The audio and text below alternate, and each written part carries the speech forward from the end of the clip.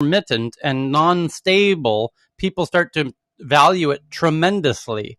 And then if the water does become irregular, all of a sudden people start hoarding it like they did, for toilet paper during the beginnings of COVID. And then it becomes a huge problem because people start tapping the public pipes and selling the water that was previously free. And now you have water mafias. And that's what they had in this city. And the whole video was about the police going around trying to break the water mafias. And it was... You are addressing a right issue. Basically, here are some water mafia which are selling water in different prices. Right. So basically, they create the scenarios when the people faced a shortage of water. So and in this situation, water mafia get into the situation and raising their business here. So yeah, you are right. It's wild. I gotta find this video. When we get into the news. Basically, I'm from Karachi. Hope you listen the name of Karachi. Yeah, I don't. We're going to find out the name of it as soon as we get into the headlines and other folks chime in, so I can do a moment to search for it. But I want to welcome everyone back to Tech News Around the World.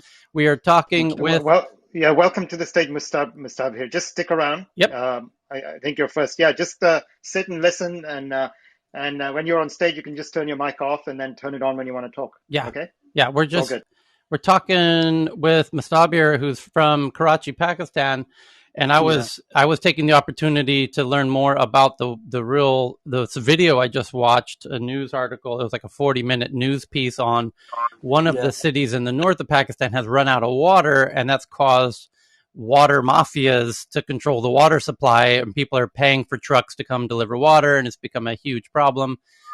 And now people are spending up to 30% of their income just on the water that they used to get for free, and it's taking a lot of time out of their day, and it's a downward spiral situation. And he basically is confirming, I'm going to try and find that video that I saw. It was about 48 hours ago, and tweet it from the Tech News Around the World Twitter account so everyone else can, because that city is not alone. This is starting to happen now more regularly, and as we start to go, we're only in the beginning of spring. Wait until the peak of summer happens. This might be the first year where the world wakes up to the water stress issue that's going to become very big in the next 10 to 20 years. So much so that if you Google the words, as this video does, water stress map, you will see where the world is going to run out of water. And there are very large parts of the planet that are highly inhabited that will become uninhabitable, and that we're talking tens of millions of people will need to relocate, and it's not exactly clear where they are going to go.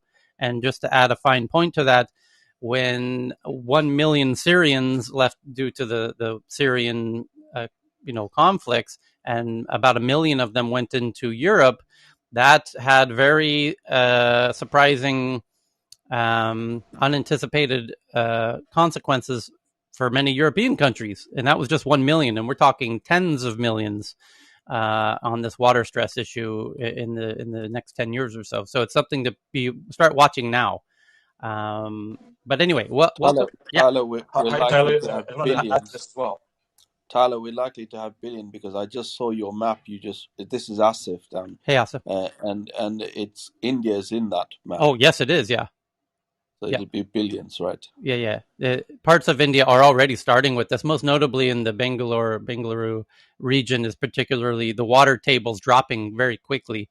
And the wells, they now need to re-dig all of the wells to get lower level. But at a certain point, as the ocean levels are rising a bit and the water tables lower, they cross over each other, and then the water supplies become contaminated, and that's the tragic moment where now your water is not drinkable because they've contaminated each other in the coastal areas. So it's very concerning. Mabwana, did you jump in? Yes, yeah. I don't know if we talked about Africa at all. I just jumped in the room, but we actually already had a trial run of this for a major city, Cape Town. I don't know if you were aware. About a few years ago. Cape Town ran out of water, and I remember trying to go in there, do deals, even buy a house with a family. We were looking to buy a house, and it was affecting house prices and the uncertainty. But yeah, literally, it was like you had to hotels were saying, don't take more than 5-minute showers if you can. Don't leave special rations. It was pretty scary. It was very, very scary. And Cape Town is one of the fastest growing cities in Africa, and it's obviously a tech hub. Kind of bring it back to tech. Yeah. And we actually started seeing a lot of startups trying to attack this, because a lot of it was also slightly political. It started to get political because the ruling party ANC was accused of trying to kind of not support Cape Town, which is an opposition stronghold. And so it got really, really scary for about a year and a half, and it was due to climate change and a drought, right?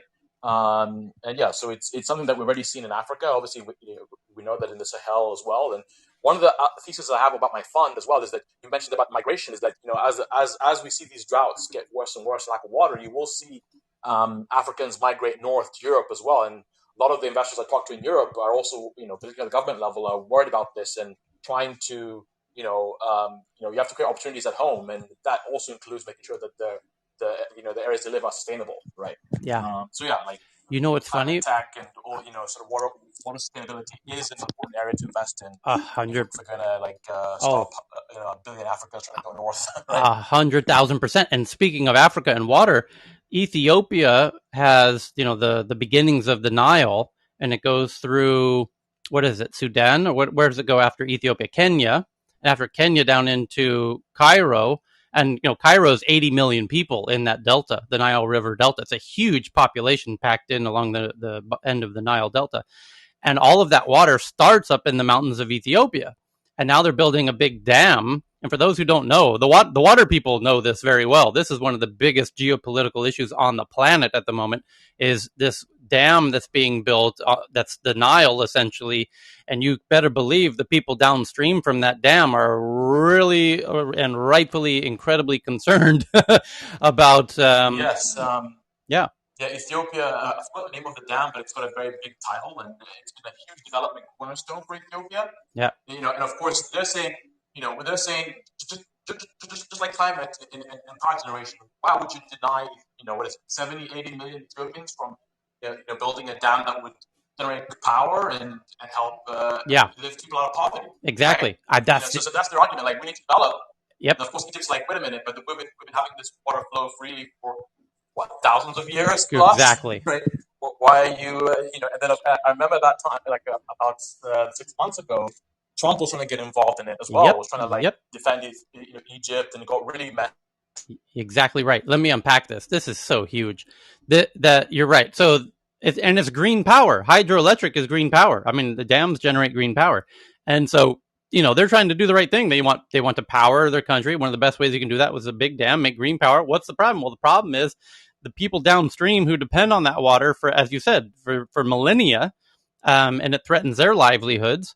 And it's an act of civil war. Their neighbors are saying this dam is a declaration of war. That's their words. And so depending on the rate with which you fill the dam, it diminishes the water going downstream. And the problem is it's already diminishing anyways, even without the dam.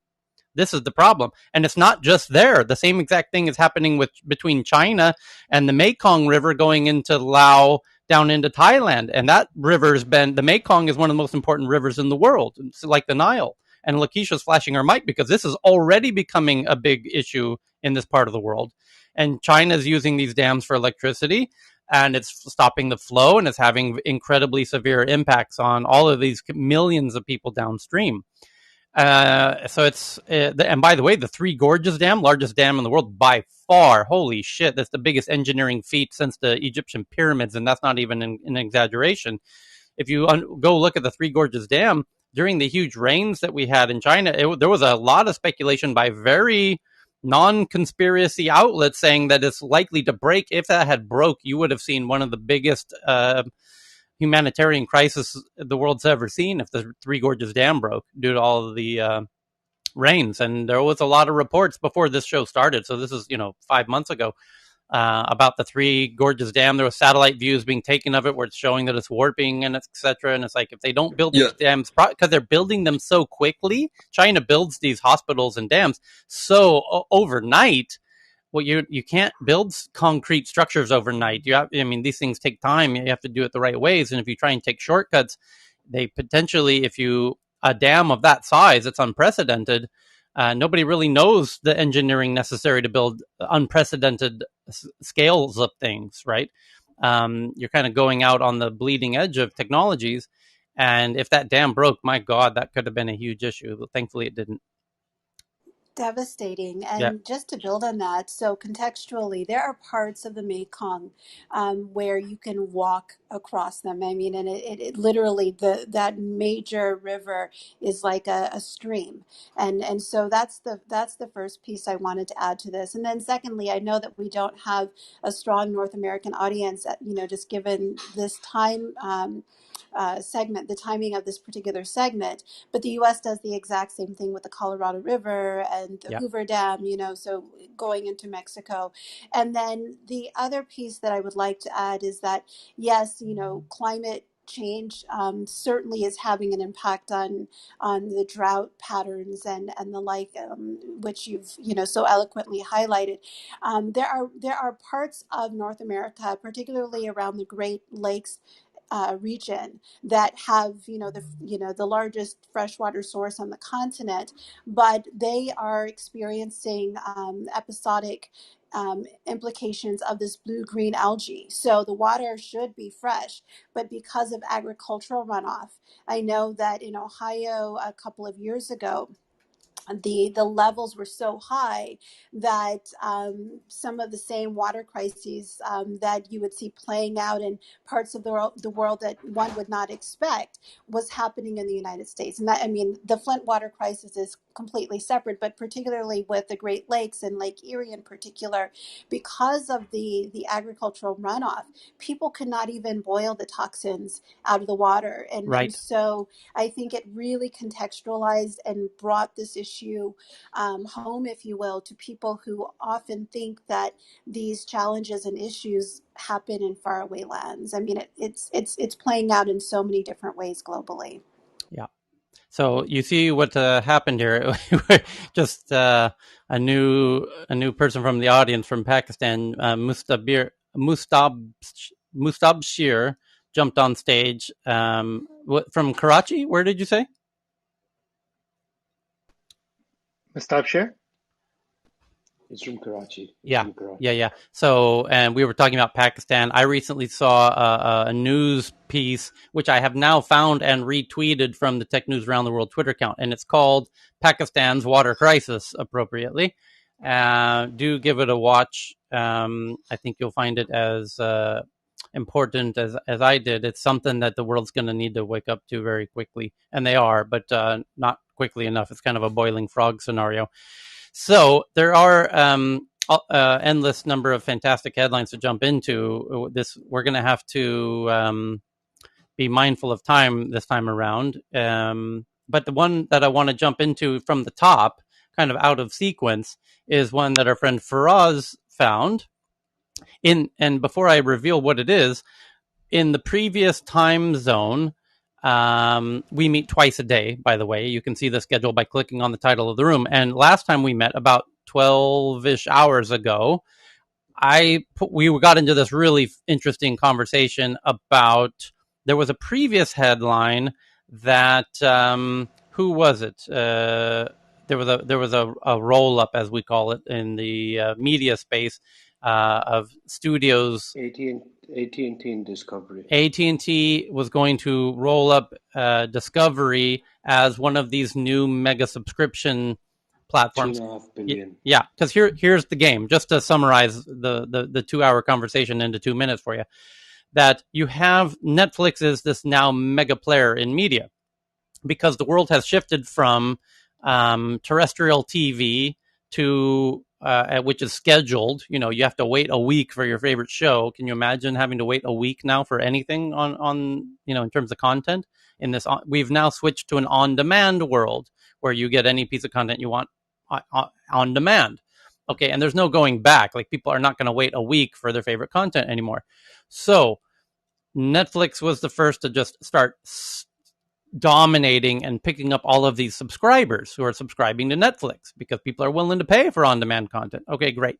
And then that Disney realized what was going on here and realized, we got to get into this game. And they did. So Disney partnered with somebody else, and they started soaking up all of these subscribers. And now it's a land grab to see who can get more subscribers the quickest, because once you get all the subscribers, it's actually quite difficult to get somebody to switch from another competing platform.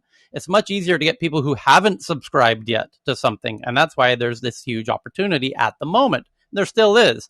And that's what AT&T realized is, we got to get into this game and soak up all of these subscribers, because once they've picked which platform they're part of, it's hard to get them to switch. There's now a big switching cost, and people don't generally switch between cell phone carriers, but when cell phones were a brand new thing, let's go out and grab all of these people who don't have cell phones yet. You see the dynamic at play with these streaming services.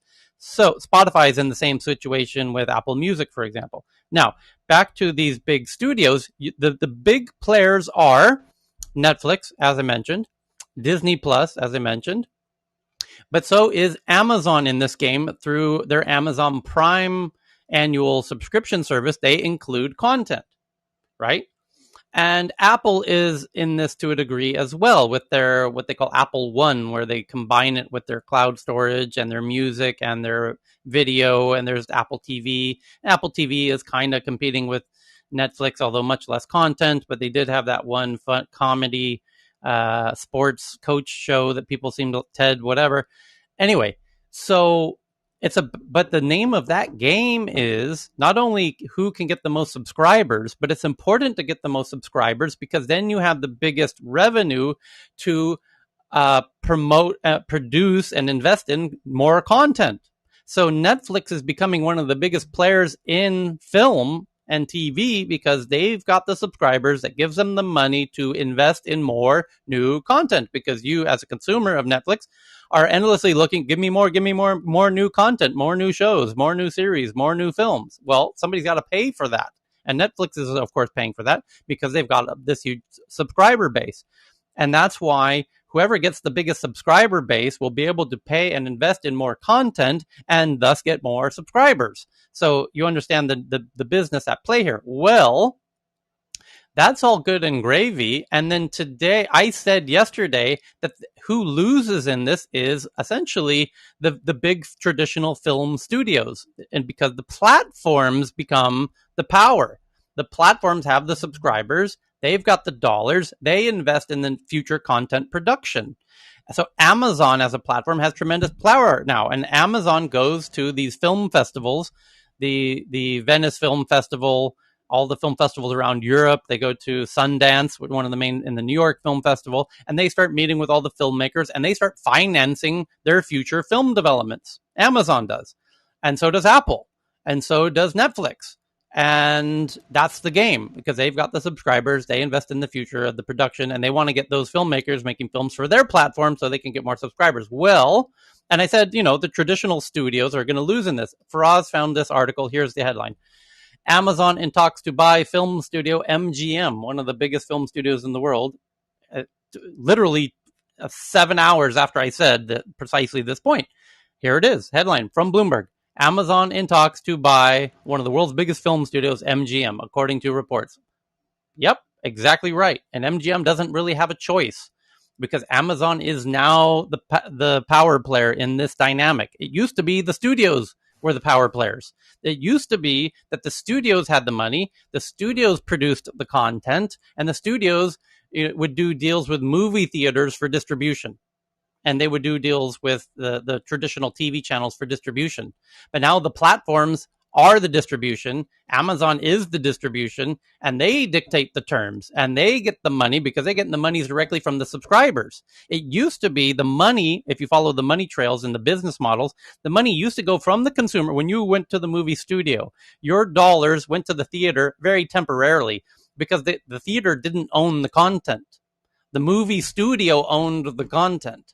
And so your dollars, the movie studio would take their little piece of the dollars, but most of those dollars ended up back at the movie studio, who took that money, reinvested it in more content. The movie studio was the boss in that dynamic. They owned the film that was being shown on the screen, and the theater was purely just taking a cut for showing the film. Now, what's happening is the theaters are kind of fucked, but so are the movie studios, because Netflix collects the money from you, the consumer. The Netflix gives the money to the artist to create more content. Who needs the movie studio? Who needs the movie theater? You see, that's the new game. And so when you see Amazon buying MGM studios, MGM doesn't have a choice.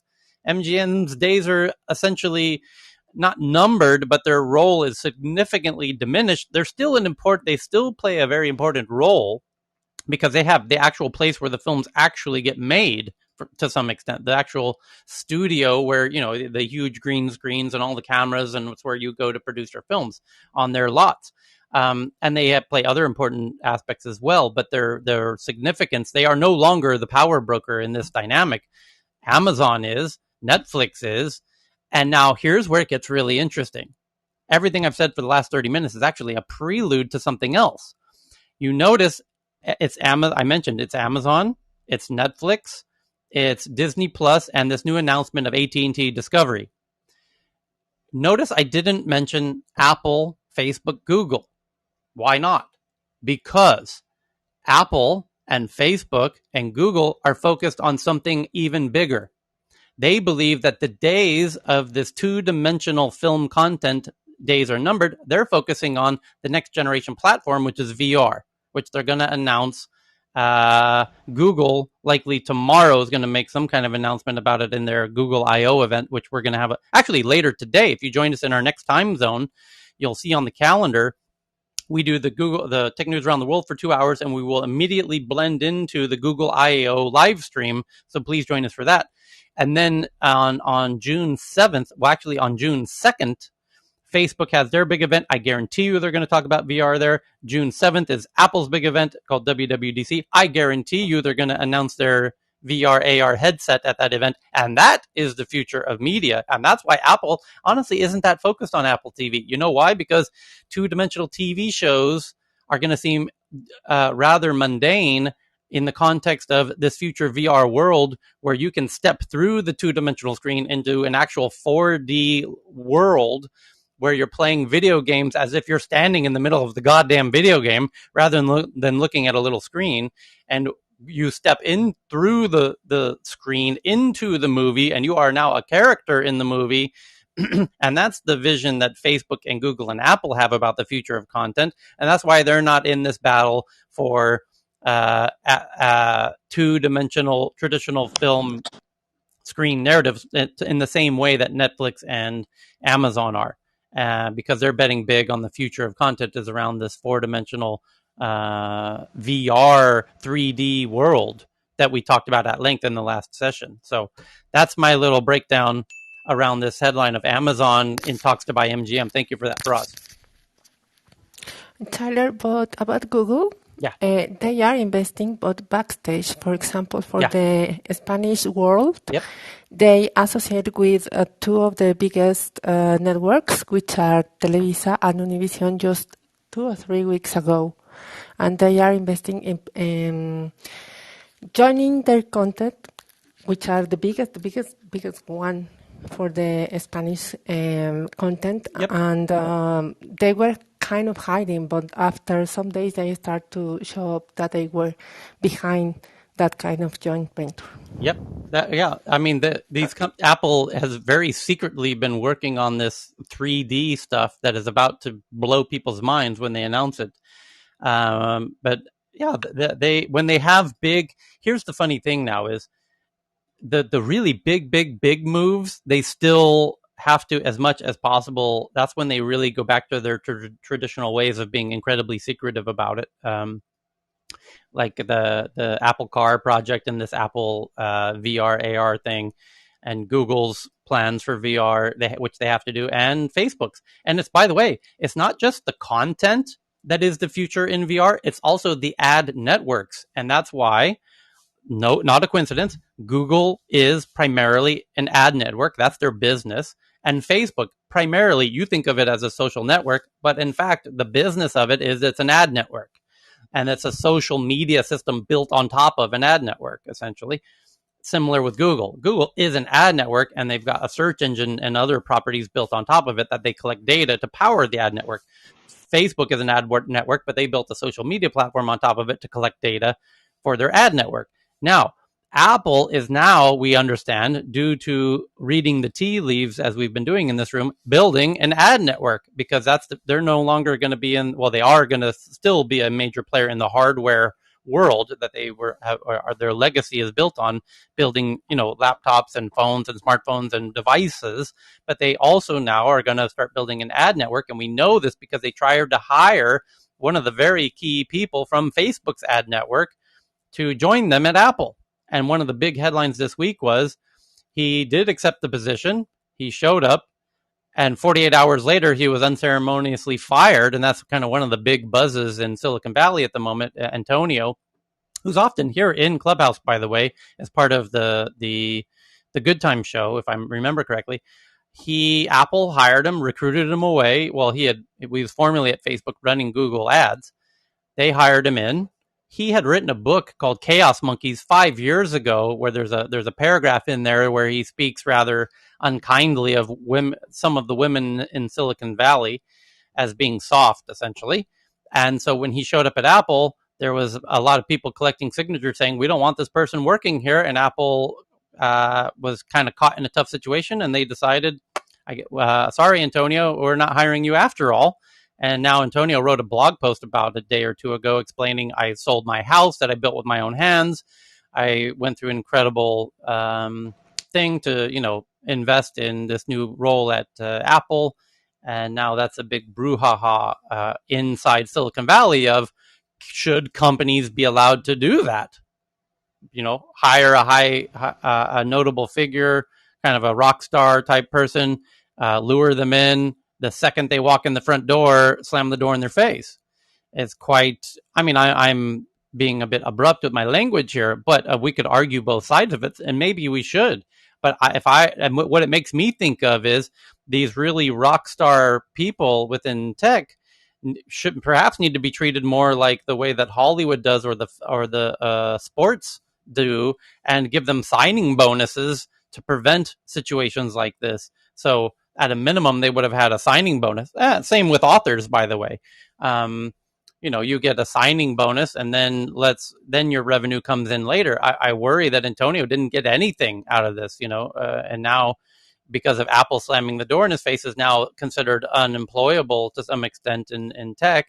And although he could probably write another book out of, he had a previous bestseller with Chaos Monkeys. Maybe he'll write another bestseller and be able to monetize this whole fiasco. Let's see what happens. Hey, Tyler. Yeah. So about the Google I/O today, and Google's will they or won't they do AR/VR? So they've been horribly, terribly burnt with HMDs, with the head-mounted display. Well, that card. You got to give them some credit for the cardboard thing. It's kind of half genius in a way, but yeah, it's a. Go ahead. I mean, the Google Glass. Yeah. And then the cardboard, which is now an abandoned project, and then Daydream, Google Daydream, which even became a standalone headset with a couple of different manufacturers, OEM partners. But that's also, so they have approached this time and time again and failed.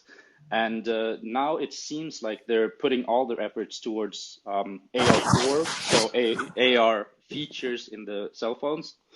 And also, they bought North, so the company that made a Google Glass ish pair of more like head-up display glasses, similar to Google Glass, but more sleek and better in every way.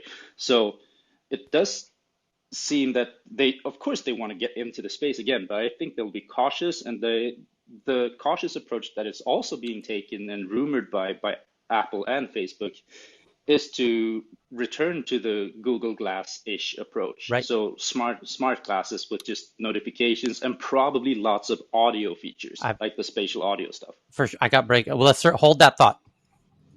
Mm-hmm.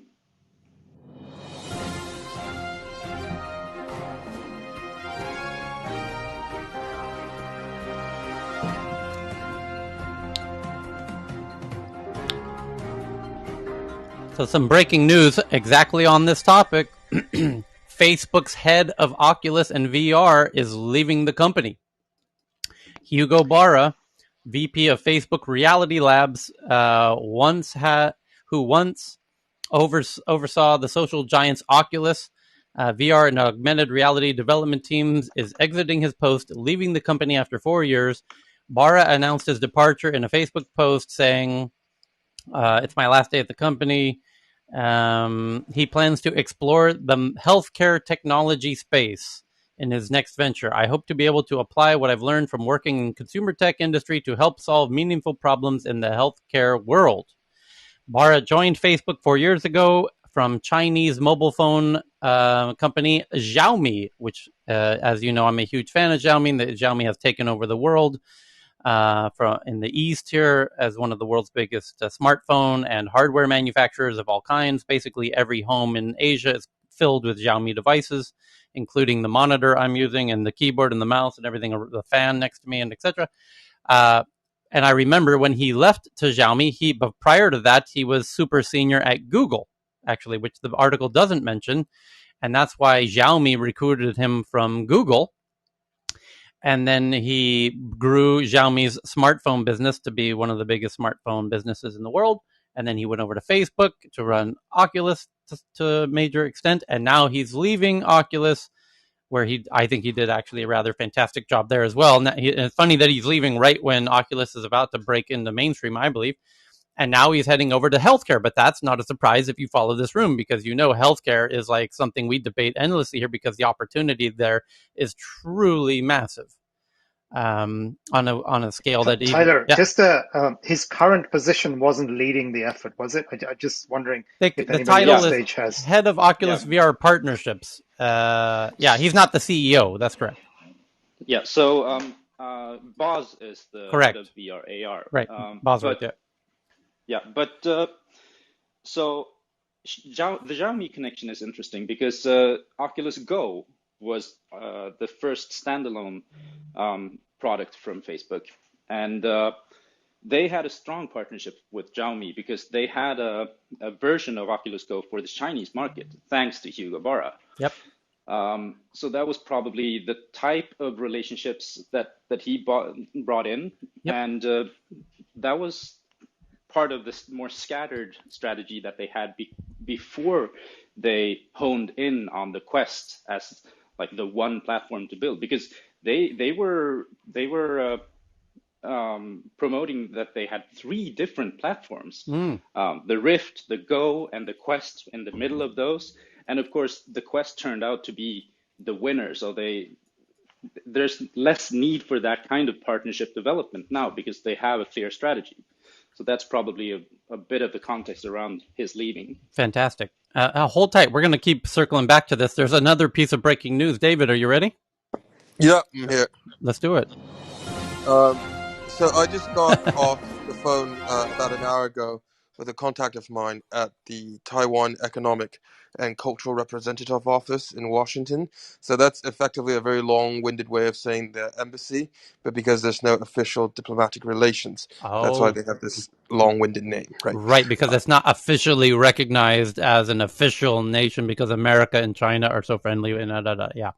Yeah, exactly. Yeah. So as everyone knows, there's this big realignment of supply chain. So Taiwan is sort of caught in the middle with the microchips supplies, with TSMC being the world's largest manufacturer of microchips. So the Taiwanese ambassador, Xiao, just made a deal with the U.S. government to trade in priority microchips in exchange for 5 million doses of mRNA vaccines. Oh, interesting. Because Taiwan just very recently, even though having done a good job for over a year, has just recently sort of descended into this COVID chaos again. So yeah, this is the latest news. Has not been reported yet, but just got it from my friend at the embassy. And that's interesting. Taiwan is trading microchips with the U.S. for doses of the vaccine. The mRNA vaccines, because the only locally available ones are the AstraZeneca. And the inside news I've heard is that the Taiwanese government actually has not been encouraging people to take the vaccine. So I mean, obviously Taiwan's fairly wealthy, but they're making people pay out of pocket for the vaccines as a way to discourage. But now that the COVID situation has gone much worse, they're now making an aggressive push. Just a clarification, David, from that, they're discouraging the use of a specific vaccine or just any vaccine? The AstraZeneca one, or they just... Well, they're not... No, they just haven't managed to get supply. So no, only less than 200,000 have been vaccinated. So they have a supply of the AstraZeneca, but they have not been encouraging people to take it until very, very recently. Yeah, and it's because... waiting on some of that to arrive. So they got, 5 million doses that they ordered, but not all of it has arrived. And they haven't got a national vaccination program. I mean, 0.8% of the country has been vaccinated. So this latest wave is a bit of a disaster. Right, but in fairness, it's because they haven't had the virus either. they did such a good job of stopping the virus from happening in the first place that now they're caught off guard that the virus has entered, that now they need to come up with a vaccine plan. Thailand's in a similar situation where we didn't have the virus essentially, and the 2 times that we had little waves of it, we killed it because we knew how to, unlike most of Europe and America, we actually knew how to stop it. And we did twice. Yeah, Tyler, and now that there's this new, what do you call it? The UK variant is now much harder to stop, and it's spreading. And now we have to come up very quickly with a vaccine plan. Yes, Professor Asif. Yeah, I was just going to say that it's not just the UK variant, but it's the Indian variant, right, which seems to be much more, not virulent, but more infectious. Right. And so precisely right. The UK one is more. But I think that's partly why everyone should get vaccinated. That's why Taiwan is in this surprising situation that it's in, and in a need for a lot of vaccines very quickly. No doubt they will very intelligently come up with the plan for their vaccine plan, but in the short term they need a lot of vaccines. But what David's breaking news is, and David, just to clarify, you're only able to know this due to your personal and professional relationships. This has not hit the headlines yet. This is what we're going to see this tomorrow in the main headlines, are we not? In the coming days, I think this is still sort of highly under wraps. Wow. So, breaking. It's literally breaking news in this room. So thank you for sharing it.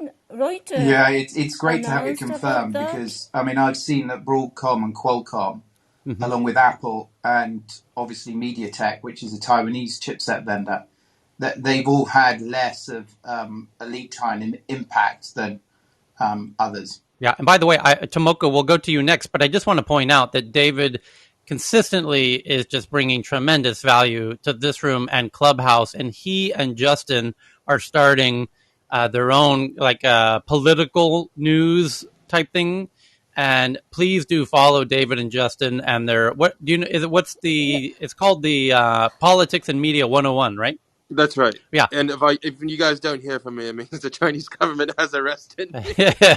But please, we got your back. We got your envelope in our discussion. It's quite scary. Stay safe, David. Will do. Go ahead, Tomoko.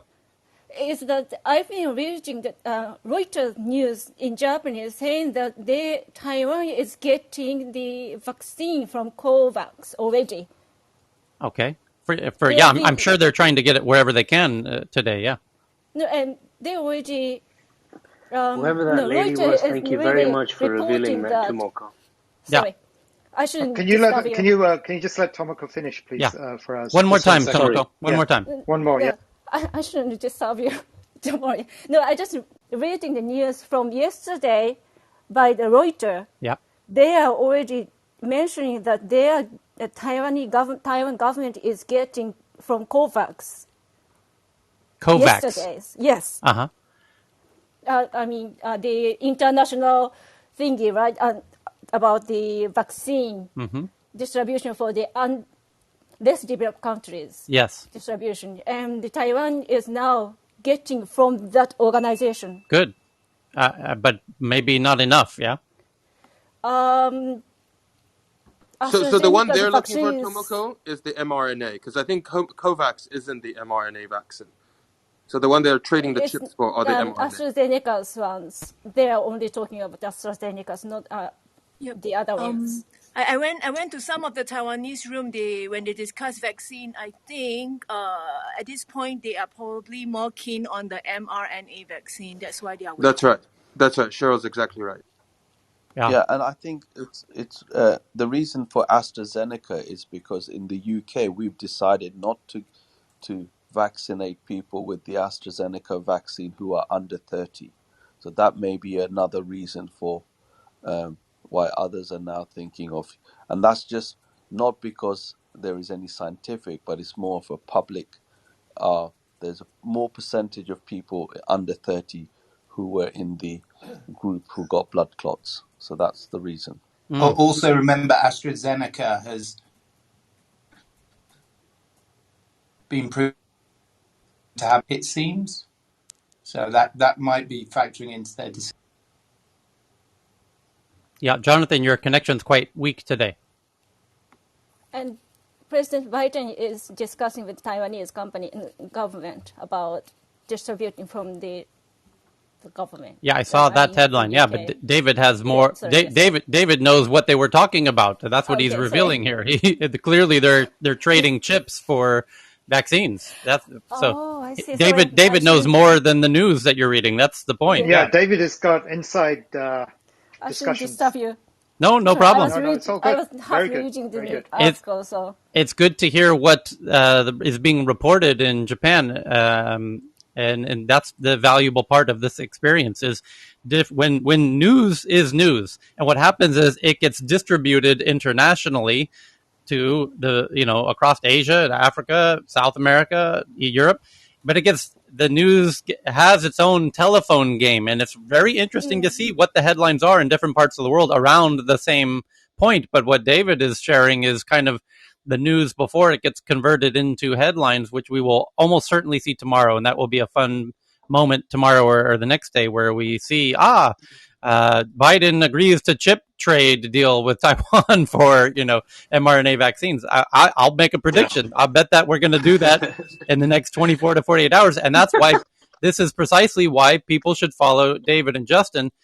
David being in China and Beijing, Justin being in Washington, D.C., they do fantastic. I can't wait to see how they are going to become kings of Clubhouse. I'll predict that now as well. So stay tuned. Tyler, yeah. I've got one. Tyler, Tyler, can I just ask you? Hold on, Liz first. Okay, Liz. Sorry, Liz. So I had a question in regards to this issue of the vaccine, because you look at countries like Seychelles. Seychelles, I think everybody knows, is one of the highest vaccinated countries. Yep.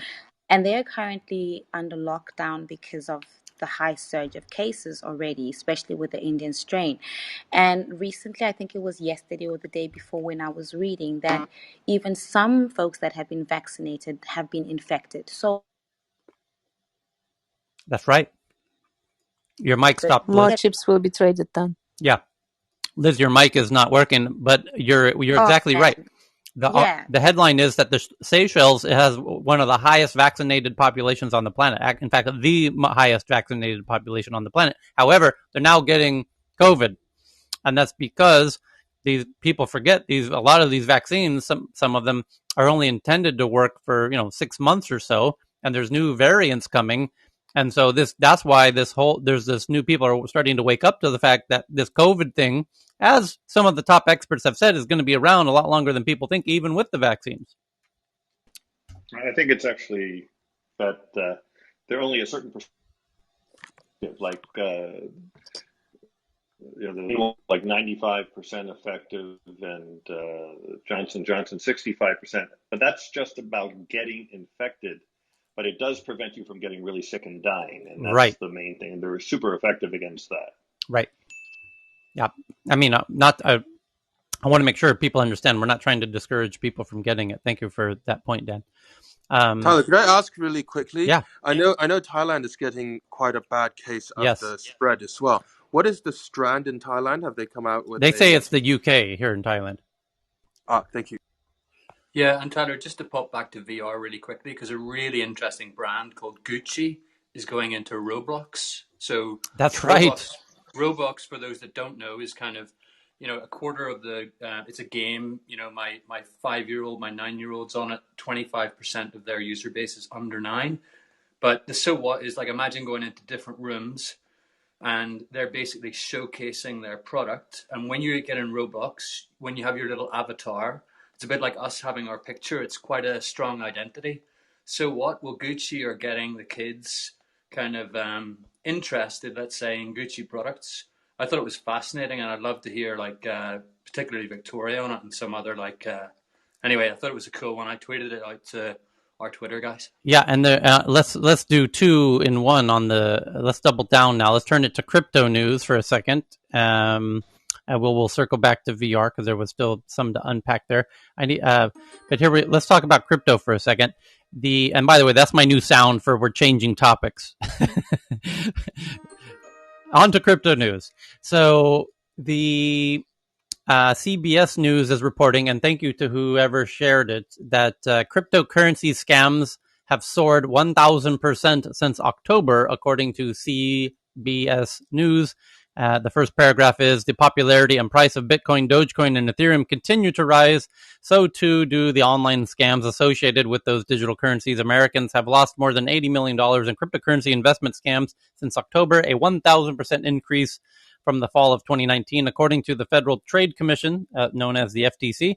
People between the ages of 20 and 39 were hit particularly hard, representing about 44% of the reported losses. The FTC released Monday the data showed that 7,000 reports of crypto investment scams received by the agency since last fall. I can imagine that's a small percentage of people actually report the fact they've been scammed to the FTC. But the average median loss is about $2,000. The losses are taking place as Bitcoin prices surge. Celebrities back Dogecoin. That's sorry, Paris Hilton. And more Americans try to understand what cryptocurrency is all about. And it should be noted, this also did, in some sense, happen last time crypto spiked a few years ago when it went up to 20,000. People get greedy. It's a natural function of people being greedy. And then the scammers come in, and then it forces a downturn that we're now in again. And, it's just it's a cycle, as they say in the game. Ame, go ahead. Morning, Tyler. Good morning, everyone. How Welcome. are you? Real good, thanks. Afternoon. Yeah. Super fascinating that you bring that up, because one of the things I was looking at when I saw that was exactly what you just said at the end. A lot of the hacks and a lot of those rug pulls and those scams have taken place in a younger generation that's FOMOing into this space that weren't there in 2017. But this was like the similar situation that happened in 2017. And actually, as I looked at the on-chain analysts with Glassnode, most of the people that succumbed their addresses of Bitcoin and sold early, basically those that were, there was a lot of addresses that sold recently in this sort of downtrend, and those addresses were new addresses, not old wallet addresses, which is a really telling sign that people are getting FOMO, so they're getting scared.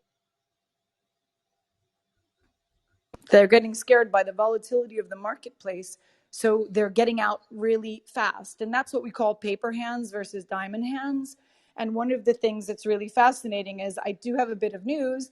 Bank of America just introduced Paxos as settlement. And Paxos is a cryptocurrency that will be used as a settlement in stock trade.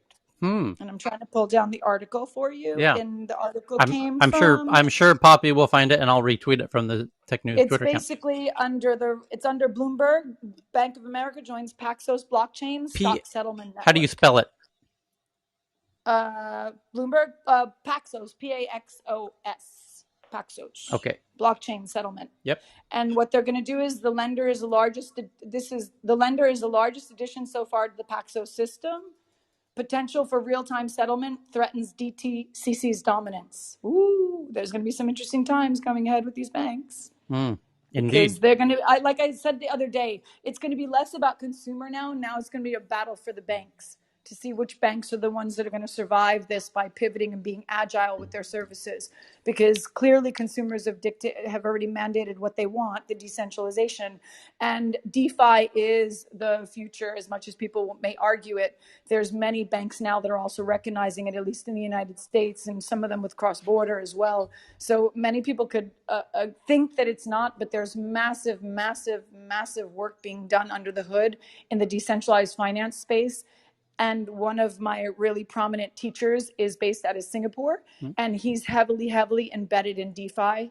And there's a lot of work going on in this space to bring it to the masses, which is why it's so nice to see that it is coming out of Singapore, because Singapore is regulated. So that's also giving a lot of credibility to the DeFi projects and their backbone, because they're coming from a state of understanding audit systems and stuff like that, which is really important for the ecosystem to survive. And I do and would like to do more stuff on DeFi going forward so that people could start this space and understand it. You bring up a great point.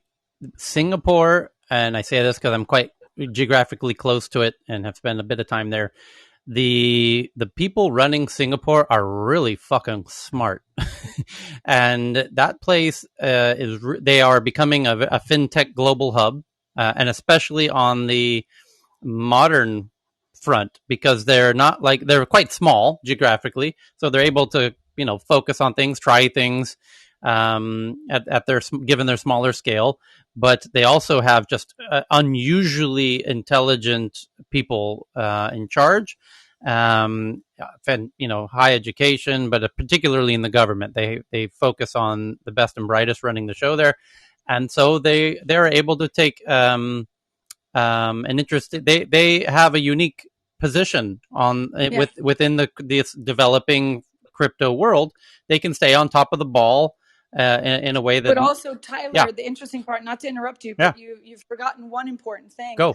Which is just, I don't know if you know this, there have been a lot of people that have talent in crypto that have come from other parts of the world that have moved to Singapore because of that in the past 4 years, from Germany, from Sweden, from Norway, from United States, from Netherlands, from all these countries where the talent exists in different pockets, and they've migrated to Singapore for that purpose. I think the collaboration of the two is bringing in the talent to be able to work there and then make it the proof of concept, right? The proof of concept. And then from there, they could deliver it across, it's like being able to proof of concept delivery. And then from there, they could execute it in other parts of the world, but it has to be scalable. And that's, I think, what you're running into right now is a lot of these projects, they could start in a small country like Singapore that's really proof of concept but how do you replicate that to a country like China of 1.4 billion people, or the United States of 335 million? And that scalability is where the challenge comes. Yeah, for sure. Yeah. But my point is, I'll give me one quick moment and I'll turn it to you, Karam, which is a smaller area has a really unique advantage, as Tel Aviv does and Israel does with cybersecurity, where all the innovators, they get recognized as the cybersecurity global hub, and everyone wants to congregate there. You become a community. Like all the best cybersecurity folks globally start to realize that Tel Aviv is where it's the Silicon Valley for cybersecurity. Shenzhen is this Silicon Valley for hardware. And, I've told many of the governments that I consult with, pick a genre that you really exceed at and focus on it, because then you can invite all of the best and brightest from around the world to focus on this. And this is precisely what we were trying to do for smart cities just before COVID in Stockholm. As there was a part of Stockholm we were trying to develop in the meatpacking district called Slakthusområdet, and we had this vision of let's make this meatpacking district, which is kind of this predefined geography. Think of like Disneyland, where it has like a perimeter boundary around it with a front entry gate and everything. And then we're going to redevelop the whole place and make it this the futuristic smart city. But let's invite in. We'll start with the local people, like Singapore obviously did with regard to crypto, and it'll get enough momentum with the local ecosystem players building it, and then you can send out a signal through the press around the world, hey, if you are really serious about this genre, come join us here. And that's what's starting to happen, is you get enough gravity of smart minds in one particular area, like crypto in Singapore, and then the smart minds from around the world naturally are attracted to that. That's sort of human nature, and particularly the nature of geeks and innovators. And so it's great. That's why I'm highlighting that Singapore is so unique in this space, and that gravity will probably increase exponentially. So Singapore is really interesting to watch, even though it is a global thing for sure.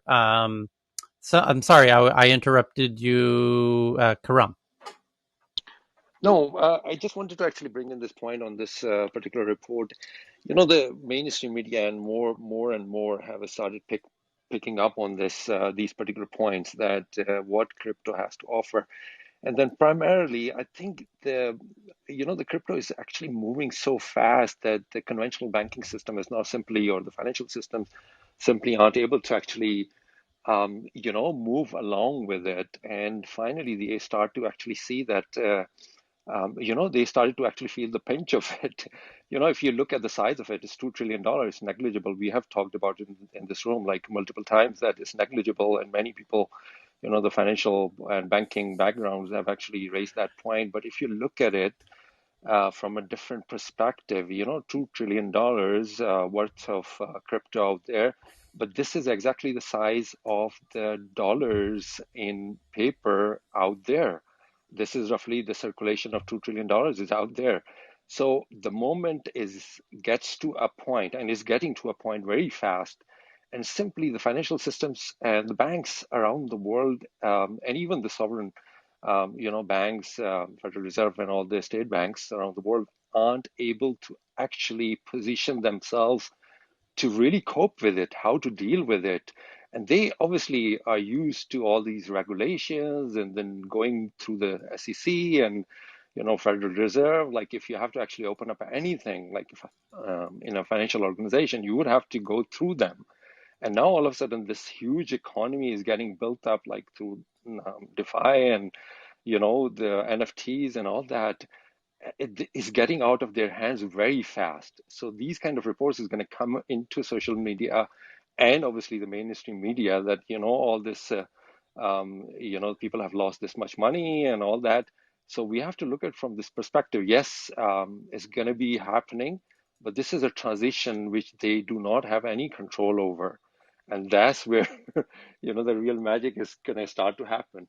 So yeah, I just wanted to bring that point. Okay. We found, by the way, the Paxos article. Thank you, Poppy, and retweeted that. Bank of America joins the Paxos network, eyeing same-day stock trade settlements. And I imagine they're just getting inspired by the fact that these little startups like Robinhood are able to jump in out of nowhere and become considerable players in this. And the Bank of America is like, "What the hell are we doing?" in their monthly manager meeting, no doubt. So they want to get in on that game because they've got a ton of customers and they've already got their money. So why not just allow them to trade it? Jesus Christ, Bank of America, wake the F up. And by the way, every bank could probably get into that game. Anyway, just a thought there. A lot of other headlines to get into here. Let's see. Could I look back to this with the frauds happening around crypto and the things there? Sure. Yeah, the thing is, since it's something of my sad little interest and what I do for a living, and the thing is that the surge, we have seen a massive amount of Ponzi schemes, etc., regarding this sector, and I actually have quite a few of them on my desk. So it's good that this get lifted into the light so people can see that it's not them alone, because as you estimated, the numbers of people getting scammed and the number of reports and actual people doing something with it is very, very few. I would say it's less than 20% that even bother. We find traces of other people being scammed, they just give up. They okay, so I won't get my banner back. No, okay, or rather, let's see if we can do this. Please wait, and it goes weeks out and weeks in, and they never get anything back, but more than, oh, we need an extra fee. That's all they get back. You are done speaking. Yeah, we've been covering this hacking epidemic. It's I think it really caught most people's attention when the pipeline got hacked because that was such a high-profile hack. although in this room we've been covering a lot of these hacks over time, and just to backtrack for everybody, that platform DarkSide 2.0, people are using to hack all kinds of things. Shortly after the pipeline hack on the east coast of the U.S., somebody hacked the Irish healthcare system. Interestingly, the pipeline hack, the FBI got involved, obviously, because it's such a critical infrastructure in America, and that scared the shit out of the people behind DarkSide. And then their website went down, and the ransom was paid, which was $5 million. So they got the data back, but then as soon as the ransom was paid, magically the payment gateway that the hackers were using was shut down, so they weren't able to cash the check, apparently. Very clever of the FBI on that point, which explains why they probably, I'm realizing now, you know what? It was very confusing. Why did the FBI was involved in this pipeline hacking? And then it was revealed that they paid $5 million in Bitcoin. And I think I'm realizing now it was probably a ruse to see where the money would go and stop it right. Once they got the data they wanted, they knew they could flip the switch anytime and kill the transaction. And they got the best of both, which is they ended up not having to pay the ransom, but learned something in the process of faking like they were paying it. And as soon as they showed that, here, we're paying it, give us our data back, and maybe they got the data back, and then they pulled the carpet out from under the hackers. But in the meantime, we're able to figure out where they had intended for the money to go, etc. Is the other learning, Tyler, the valuation, like the $3 million per developer? Yeah. I.e., we don't know how many people were behind this, but right. Take the 5 and divide it. But the idea is that DarkSide, this hacking phenomena, one of the big insurance companies, AXA in Europe, said we're no longer going to be paying the ransoms of these as part of our insurance policies with our clients. And then what do you know? They become the next victim of one of these big hacks themselves. And it'll be interesting to see if they pay their own ransom of their own data being stored hostage. And then there was a survey done of 1,400 security officers of the world's biggest companies around the world. 60% of them say they expect to be hacked in the next 12 months. And then that raises the question for this room, and specifically my friend Cal, who's known to invest on the back of a lot of this interesting information we discover in this room, is how could we develop an investment thesis around the fact that so much of this hacking is happening and will likely continue to happen in the foreseeable future? There must be a way to make an investment around that. Hey, Tyler. Yeah. I just got a call, but that's super fascinating what you just said, because these ransomware attacks are happening, if I'm not mistaken, they're happening in applications and holes and exploits that are in applications and networks, right? Yep. That's okay. So now if you imagine decentralized ledger technology, blockchain, yep. People are being proactive. There's already an organization called Nexus that is providing insurance up until a certain amount for smart contracts that could be exploited. And it's a very interesting dynamic, because this ransomware is basically presenting a problem that blockchain is already starting to address, because we're going through all these smart hacks, these smart contracts being exploited through the code. So we're actually getting a lot of knowledge and understanding of how these hackers operate.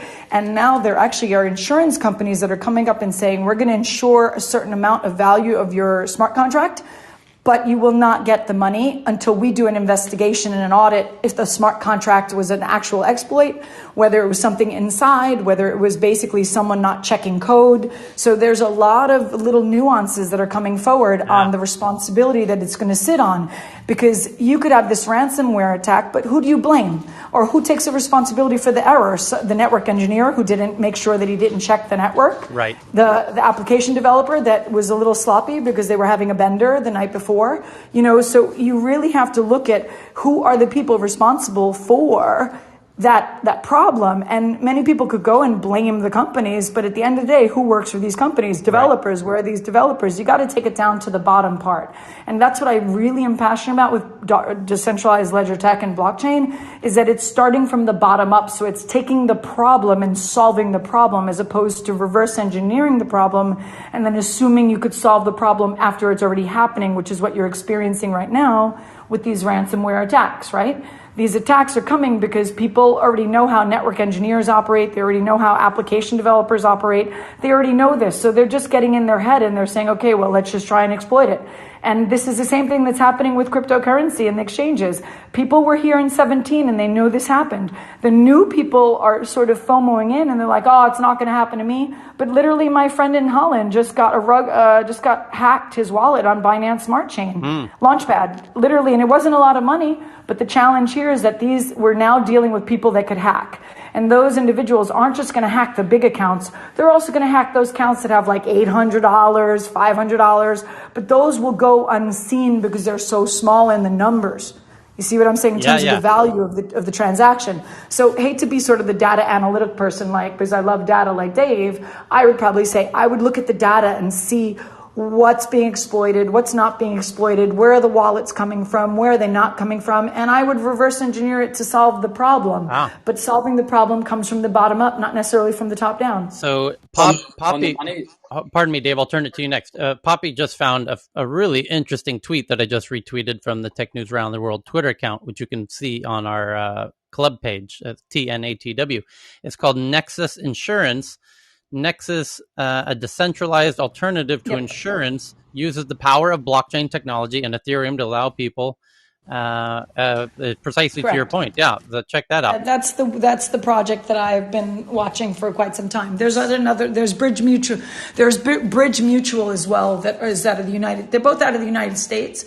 And I think this is where the details of solving a problem, and I love what Cheryl says, and Ben's great with this as well. Of course, we use cryptocurrency as a terminology because that's what the mainstream is knowing. But the bottom line is it's decentralized ledger technology that has a lot of use cases. And I've always said that the financial services is 46% of this industry, but insurance is also under finance and it's a service. So insurance will be popping in there next, in Bridge Mutual, Nexus. These are insurers of smart contracts where you put down some collateral in ETH and you get the ability to insure a smart contract for an exploitation. But the way that they make sure the exploitation is correct is they do their due diligence and they have a consensus agreement on whether or not you're going to get your money or a percentage of your money back. Okay, so check this out. So with this, we started talking, and sorry, Dave, I will get back to it. 1 second. So this started because we were talking about hacks. And now there's a headline that just came out. The FTC says that the U.S. consumers have lost $2 million in cryptocurrency to scammers impersonating Elon Musk over the past 6 months. These Elon Musk impersonators who are on Twitter, they use his face and his name, and the account looks like the Elon Musk account, and they usually reply to Elon Musk's tweets, and it looks like he's replying to himself when it's really an impersonator. Which Twitter really has to do a better job of blocking those folks, by the way. But the FTC says U.S. consumers have lost $2 million in cryptocurrency to scammers impersonating Elon Musk over the past 6 months. But there's more.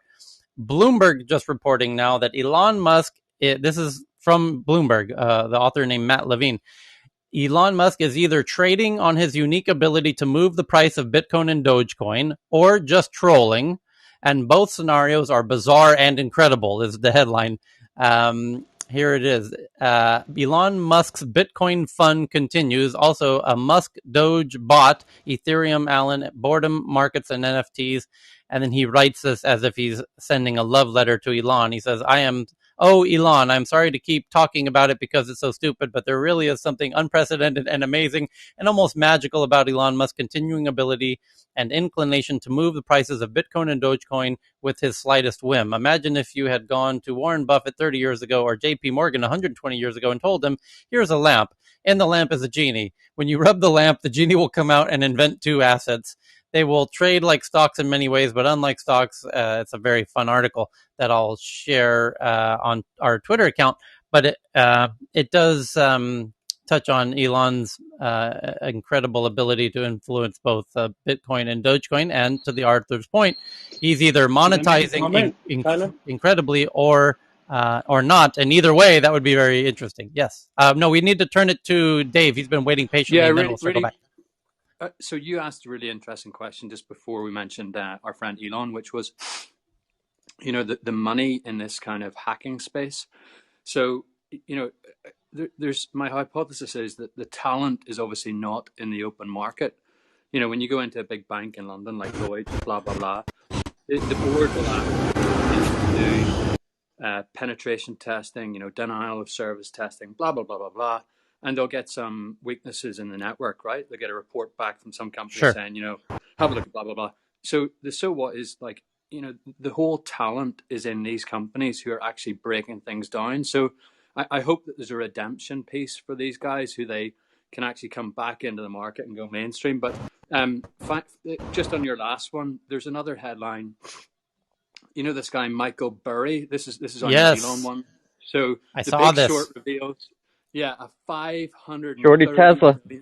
Million, bet against Tesla. I mean, like he is. This guy's a prophet. So I yield my time to whoever said that. Richard, yeah. So for those who don't know, I'll fill in the context. Richard Burry is the person at the center of the movie The Big Short. If you saw it, a brilliant movie, highly recommended. And it very articulately covers, almost in a faux documentary style, how he was really one of the central figures in the mortgage scandal in America, where everyone was getting mortgages and the banks were basically throwing mortgages on everybody who weren't even qualified for them. And he realized, wait, this is a house of cards that is bound to fall, and started shorting against the banks, to which the banks thought was very humorous that this individual, who's rather autistic, as you see in the film, is, placing huge bets against them. And he's asking them to secure, their own bet against themselves. And he says, I think you're going to fail. And they're laughing him out of the office, but he left with these big contracts, which inevitably became true. And now, as the person on stage just said, he's a prophet because he bet against the banks and won. And now he's betting. Right. Now he's betting against. He also, by the way, was one of the first people to bet long on GameStop when everybody was shorting GameStop. Yep. But very notably, because then these big Reddit communities got together, realized what Michael Burry was doing, and said, hey, if Michael Burry's betting long on GameStop, we should look at that because he's a bit of a prophet himself. And sure enough, they all ganged up. And there was a ton of shorting against GameStop, and they did the short squeeze pop, which became international news. And the Wall Street Bets team, basically, I think it's safe to say they never would have even considered that move if Michael Burry hadn't done his bet preemptively. It had been developing that position, months before they did. And now I agree. People are watching with great fascination what Michael Burry's moves are next. And his next big move has just been announced. He's taking a huge move against Tesla. So what this becomes very interesting, because what's going to happen is the Wall Street Bet Reddit community is, you better believe they're watching that with intense fascination. They're going to get an army of people together to short Tesla. So you can almost bet that's going to happen. Tyler, that's already happening. Wall Street. I follow that guy on Twitter, Wall Street Bets, and he's already done this. He did it last night. He tweeted out to get his army ready. So basically, I wouldn't be surprised if they're going to do this, because inside I'm in their Discord as well, and they're talking about it. So it's a really interesting time to be alive with this stuff. The hold all people are pissed at Elon, right? And on top of that, on the Tesla thing, because I moved out of Tesla a few weeks ago. I don't know if you guys remember me saying that I was taking a bit of based on the China position, right? And I happened to have luckily ended up with some Tesla stock because I was at Vantage Point, and as a general partner there, Vantage Point was a Tesla investor, if you remember. And so out of that fund, I ended up with that. But 2 or 3 weeks ago, I for the China reason, which I shared. This is no advice to anyone, but this just adds to it. But I also read what Amy was talking about yesterday. I get the sense that the hold all people, and even here you see it on Clubhouse, their rhetoric is, let's go after Musk. Yeah, but check this out. this is where it gets super interesting, because Michael Burry now, having done the, being really an incredible oracle with regard to the housing market, as covered by the movie The Big Short, and then second with the GameStop fiasco, he's got some good bankability, as we say, and now he's, due to Wall Street Bets community, developing an army of sorts that will make his prophecies come true. So it becomes a self-fulfilling prophecies. He could, if this works out, where he shorts, and by the way, we just retweeted the headline. Thank you, Poppy. He's betting $500 million against Tesla, by the way. So it's a very sizable position. And then the Wall Street Bets team, just as May just said, they're talking in their Discord channel about, all jumping in together. Well, they'll probably put $1 billion against him as well. And then it has a self-fulfilling prophecy. It squeezes it down. And then if they do win in this exchange, you can better believe that whatever Michael Burry does next, he now has his own army, just like Warren Buffett does, by the way, where whatever they go into draws an incredible crowd behind them becomes a self-fulfilling prophecy of sorts. So it's a really interesting development that Burry becomes a new sort of Warren Buffett-like oracle prophet-like figure, as the person on stage said. Tyler, this is Shaheen. Two quick comments. One is that we didn't have quantitative easing last time around. Can we hear you? Shaheen, we cannot hear you. You sound like you're under a mountain. Oh, okay. I'll try again later. You still cannot. You sound like you're on volume 1 out of 100. May I say something, Tyler? Go ahead, Bros. Thank you. So, the comment that I wanted to make prior to Dave was one, of course, the Burry headline, because I'd also tweeted it out. And the second one was, you could actually see this coming, because another headline that came out earlier than that was, if you recall, Stellantis, which is the company that supported Tesla on the carbon credits, which broke their partnership, causing the quarterly loss for Tesla, has also now partnered with Foxconn on their EV ambitions. And then, a little bit of the X-Files thing here, which I'm not sure if you guys saw, which was something that I tweeted out for the group a while back, was the company was found registered in the United Kingdom just recently under the name Elon Musk, where each and every detail for the individual was exactly the same as Elon Musk, such as birth date, addresses, companies, etc., etc. And the purpose of the company was to register a cryptocurrency. I'm forgetting the name that was prescribed to it. It was either something like Space Coin or Elon Coin or something like that. And when they reached out to Elon Musk, the statements, and he did not want to respond to any questions asked. And that was in the United Kingdom. So just a little bit of flavor to all of that for you guys as well. Thank you, Frost. And I'm done. Go ahead. And while you're on it, this is the story I was going to talk about. It's a little bit old, but did you guys talk about China tech giants bet $19 billion on global electric car frenzy? Is that something that's been discussed? It was. I think Cheryl sent me that headline, but we didn't really cover it. Go ahead, Dan. So I'll just read the first two paragraphs. That's all. China is shaping up to be the first real test of big tech's ambitions in the world of car making, with giant firms from Huawei Technologies to Baidu Inc. plowing almost $19 billion into electric and self-driving vehicle ventures, widely seen as the future of transport. While Apple Inc. has long had plans for its own car, and Alphabet Inc. has Waymo, its autonomous driving unit, the size and speed of the move by China's tech titans puts them at the vanguard of that broader push. The lure is an industry that's becoming increasingly high-tech as it pivots away from the combustion engine, with sensors and operating systems making cars more like computers, and the prospect of autonomy re-envisioning how people will use them. What was the source of that one, Dan? Bloomberg. Poppy, Bloomberg. Can you please find that so I can retweet that to the Twitter account? It's May 9th. It's May 9th. Yeah, it was a couple of days ago. But it's a really good article. The point of, and we've been covering this on a kind of on the play-by-play basis of how China is moving incredibly quickly into EVs with the Wuling car that's $4,400 for a 4-seat full electric car. being the most popular car there. But Right. but to your point, and as that headline said, and we've been covering them, like I say, play by play. Xiaomi announced their electric car. Huawei is doing a car. All of the massive Chinese tech dragons are all going into EVs. And we couldn't really figure out why. Cheryl found the answer.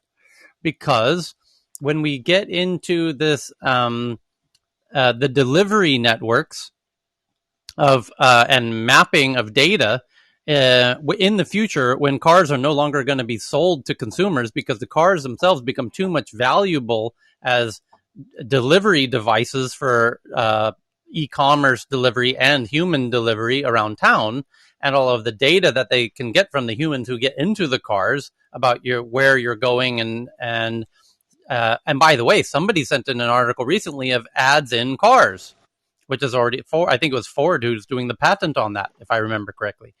And when you get into a car, it'll be a free ride because you're going to get an ad that's going to try and convince you to go to somewhere else other than where you thought you wanted to go, because your data is showing where you intend to go to some restaurant, and the competitor restaurant next door is going to try and get you to go to there. And the beauty is they're not going to have to pay for the ad unless you actually do go to their restaurant. So this is going to open up an incredible can of worms of the future of free transportation. And that's why these car manufacturers, these cars become so valuable as pieces of hardware, as assets, that they don't want to sell you the car. It's too valuable to them. And so you're going to have free cars running all over, delivering goods and people throughout the city. It's kind of a very futuristic vision. But that's why these Chinese hardware companies and tech dragons want to get in on this. But it's not just the cameras inside the cars about the data of the passengers in the cars. It's also the cameras on the outsides of the cars are going to be able to do this, what Apple's going to announce at their event, this 3D modeled world that we're going to be able to interface with. They're going to have cameras driving all around the city, collecting the data of all these cars, which relates to a headline we saw about a week ago that China is now telling Tesla, you as an American company are not going to be allowed to use the cameras on the outside of your cars for your autonomous driving because that data needs to stay within China. And now Tesla's kind of screwed. And so it's probably a good idea that Cal sold his Tesla shares, because there's a lot of interesting developments with Tesla in China. Not all of them. Yeah. Not all of them. But it's very, it might be such an amazing company. Yeah, it is. Yeah, no doubt. Company. I mean, by the way, the Chinese companies would not be doing EVs if not for Tesla. Nor would Germany, by the way. So, I mean, we all owe a huge debt of gratitude to Tesla in this regard. So I'm not trying to bash Tesla. Can I finish up with the second article, which is from today, which is somewhat related, but not as... nations must drop, this is from New York Times, nation must drop fossil fuels fast, World Energy Body warns. A landmark report from the International Energy Agency says countries need to move faster and more aggressively to cut planet warming pollution. And it says nations around the world would need to immediately stop approving new coal-fired power plants and new oil and gas fields and quickly phase out gasoline-powered vehicles if they want to avert the most catastrophic effects of climate change, the world leading energy agency said Tuesday. So, and that also ties in, I'll just report, we had a great guest today on Climate Chat, which Robert Howarth, who's the world's expert on methane emissions. And he basically said, which I think title of the room is natural gas worse than coal when it comes to climate? And the answer is, yeah, sometimes it's worse, sometimes a little less bad, but basically you got to get rid of both of them very quickly. You can't switch to natural gas and think you're doing something good for the climate, or it's not a bridge fuel. And I also want to thank Ben, who's not on here again, because it was the first room I did. This is, I think, of interest to anybody on Clubhouse trying to connect different apps together. Ben led me to Rogue Amoeba's software called Loopback, which allows you to connect any real audio device or any virtual audio device, such as any program on your Mac.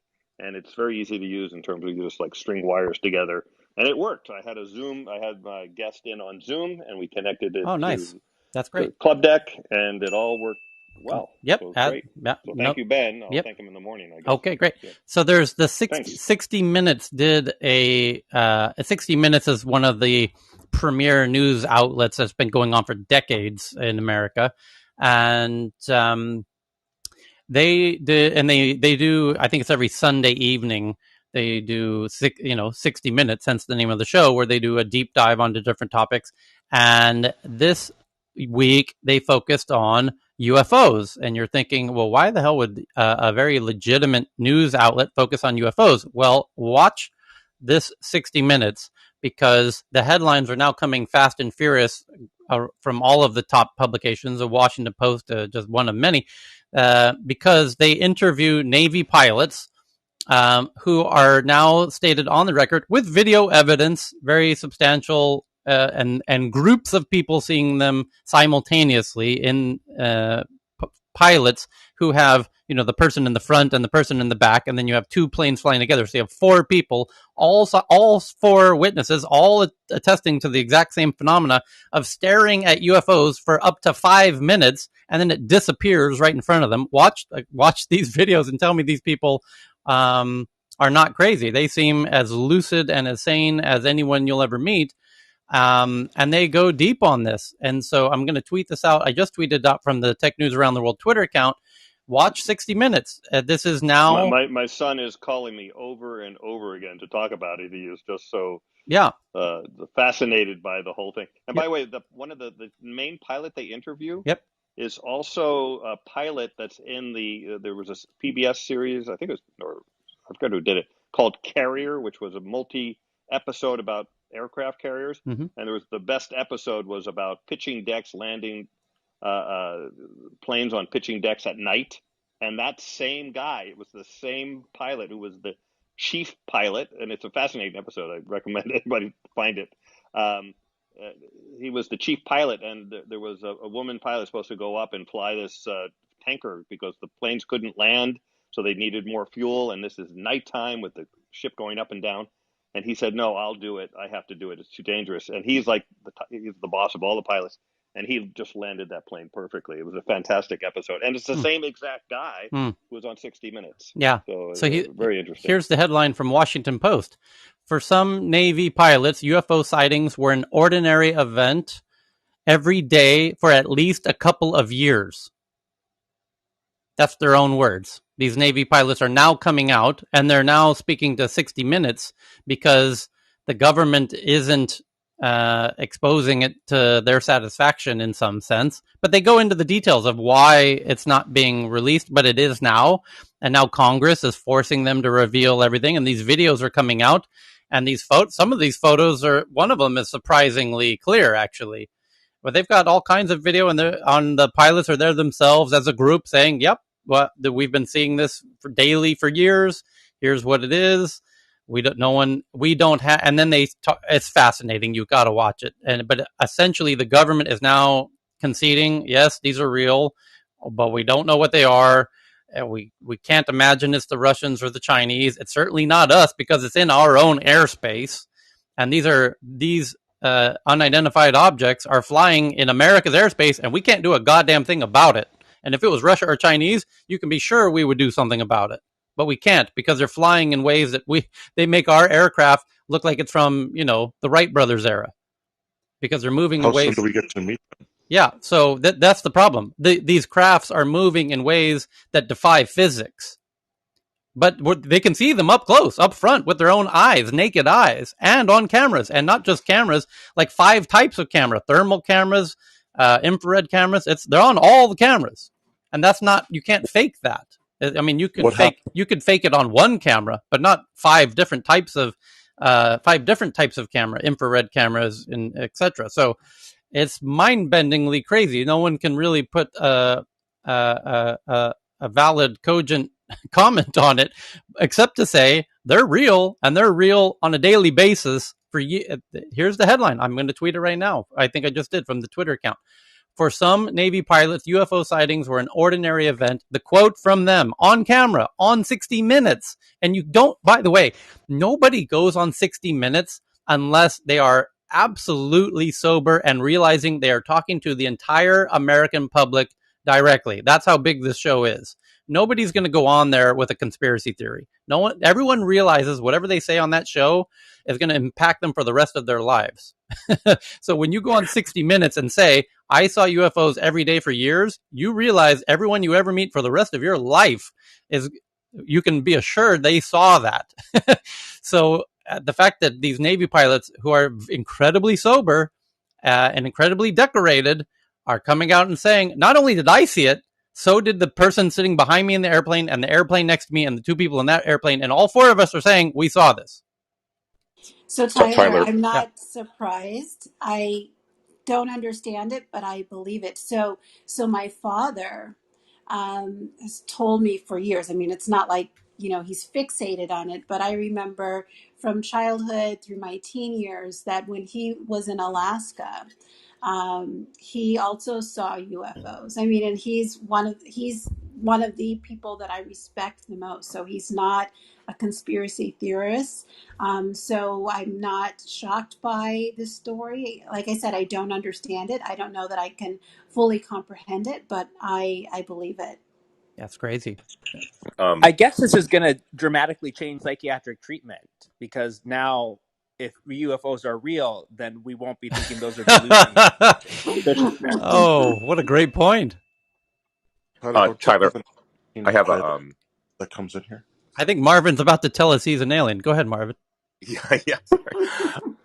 Back in 2004, one of my a very, very, very close friend of mine who is a high-end Navy pilot. He's retired now from the Navy, but these videos were circulating back then amongst the community. Right.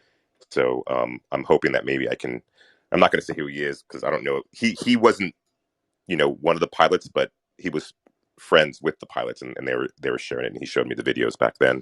So I'm going to see if he's willing to come on board and talk to us. That'd be great. And by the way, Norm just joined us on stage, and Norm and Heyman from Toronto.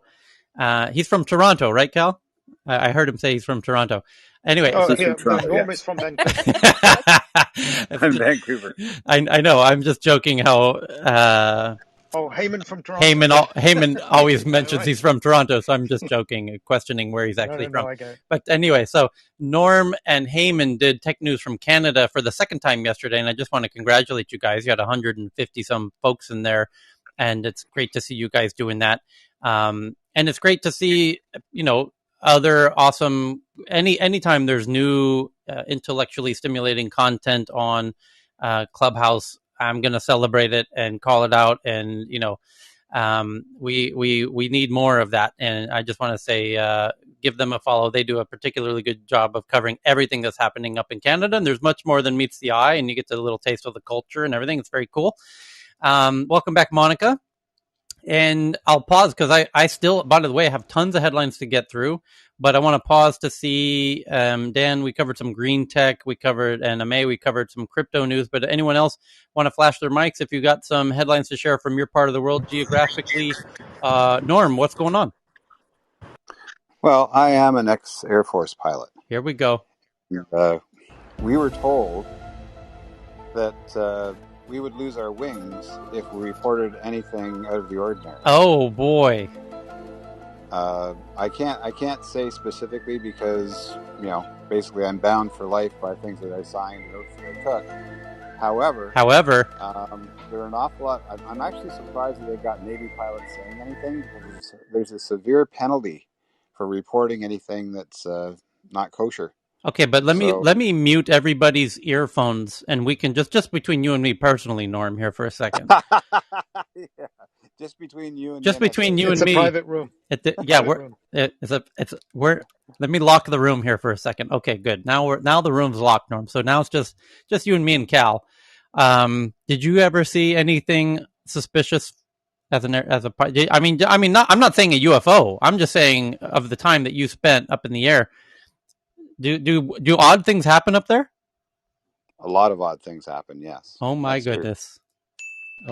Here's another way to ask that question between the three of us. Like it's so yeah, you had that restriction that you can't really report anything or share anything.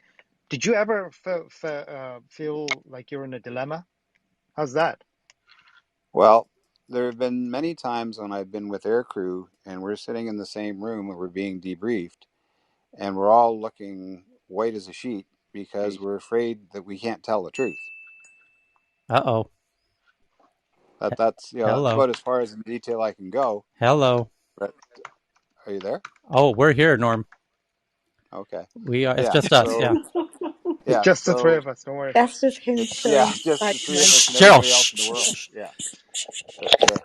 But yeah, it's been there've been a few times where we basically decided to lie because you can't tell the truth. You're not allowed to. Well, So, and there well, are a lot well. of pilots like that who would love to tell the truth, but we can't. There, you heard it here first, folks, and now you know why. No, no. Can you write a I didn't hear comment? anything. No. No, I heard nobody. static. And We no, didn't. nobody would heard like to anything. say It's just Has Chris something. any? Something's wrong with completely Hold my on. hardcore. Yeah. Has glitch. anybody seen Norm lately? Because it would be great if I know he hosted a room yesterday, He's and gone. yeah, No, just like that, Yeah. like a ghost. well, well, they basically told us that you can't talk about anything that isn't in the papers. But it is now. It's on 60 Minutes. Well, that's the American Air Force. Okay. Yeah, So it's we very got to we clear got that to it's get not we for got so to. this yeah, Norm is generally quite mysterious if you look at his background, but this adds to it. Yeah. Tyler, is well, it not Can I, possible for drones or droids to perform these kinds of maneuvers in the air? Watch the video. No, no, it's they're going at rates that no drone could do. They're in fact they're teleporting. yeah, you can't. What they perform can't be done in an atmosphere. It just can't be done. It's new physics. Yeah, Correct. The physics don't make sense. This is LS. yeah. Yeah. The Right. physics are just ridiculous. Yeah. it's quite strange for me.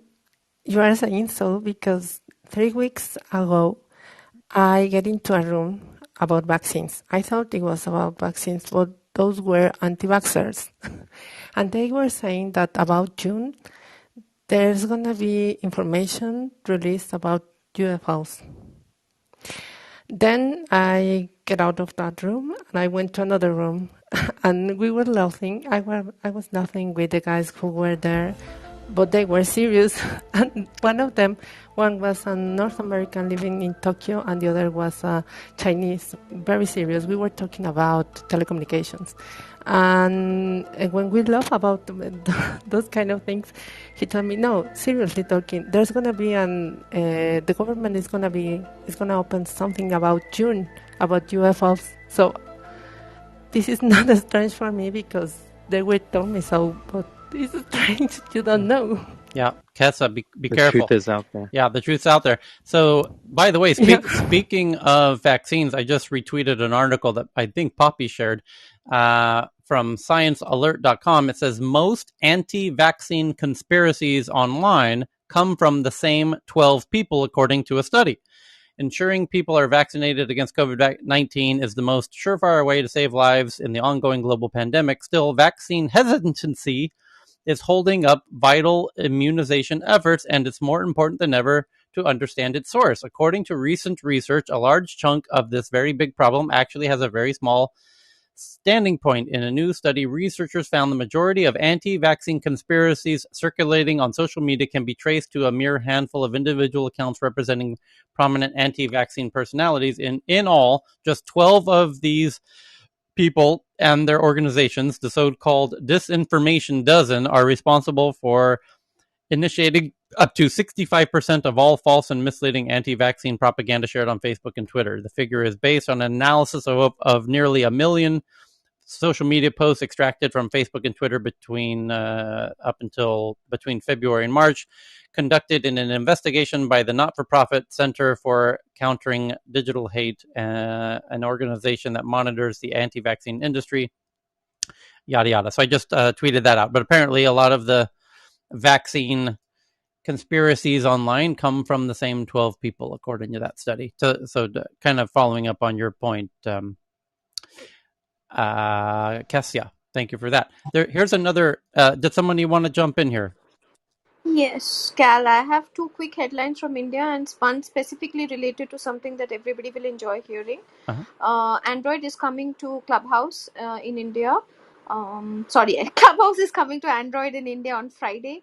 So I've started seeing a lot of people already sign up.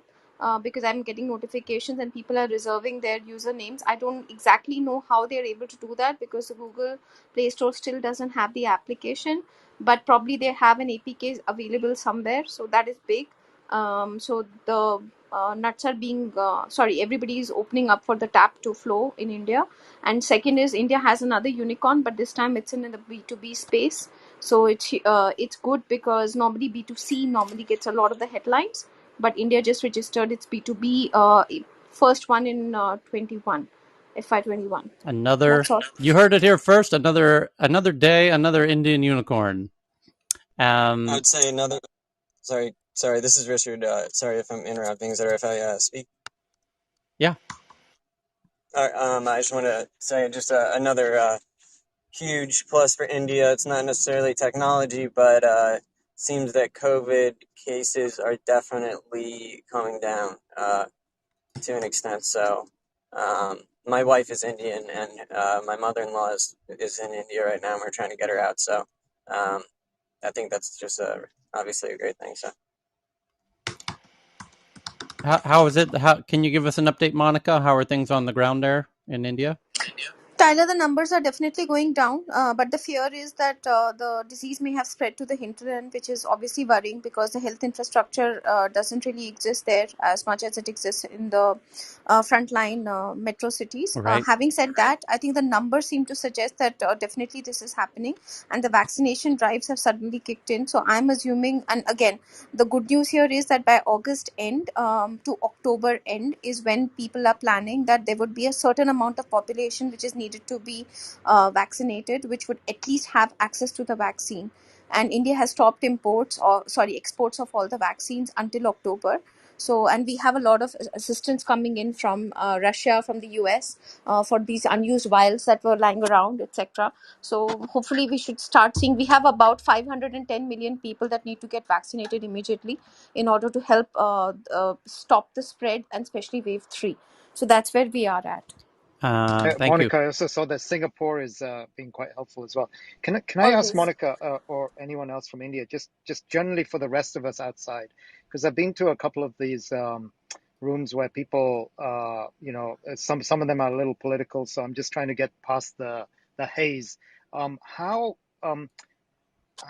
accurate are the death numbers that we generally hear in the mainstream or from what we think are credible sources? Are they, can we just take those as thing? Because a number of people are saying, oh, they're seeing bodies in rivers, etc., etc. And especially as you point out, Monica, as it gets into the rural areas where the tracking is not as good, and then there's a lot of political motivation. So generally speaking, I know because you're such a trusted person in that sense, and if you can't say, you can't say, right, because you don't know. But how accurate are they, or are they just about the ballpark when we all look at them and try and assess and figure out how we help or whatever? Cal, this is a difficult one to answer. I can't speak. I can only tell you one thing, that every day I'm receiving a news of a death in the immediate 6 degrees of separation that I have with people. So it's very hard for me to understand how the numbers can look like this. This is just me speaking, of course. I can't speak for anyone else. And as No, far as it's a tough thing. I'm not putting you on spot. Yeah, it's a tough one. I know. Yeah. So, and this happened also in the first wave where we lost a lot of people, because I also lost a lot of loved ones during the first wave, and we saw the numbers being what they are. I'm really finding it hard to understand what is going on. And with regards to those bodies and those really horrific images that have been going around, just one thing, I'm not defending anyone, but this normally does tend to happen when people are, and there are a lot of rumors which are being spread, which says that people who actually touch these bodies without the required amount of equipment will obviously get infected. People are talking about all kinds of, those witchery and other stuff. So I don't know how to explain this. India is a complex country, but I don't believe the numbers, at least from Delhi. I can tell you that. Yeah. Okay. Thank you so much. There's another headline Karam just shared, and Karam, please try and get the Bloomberg article directly so I can retweet it.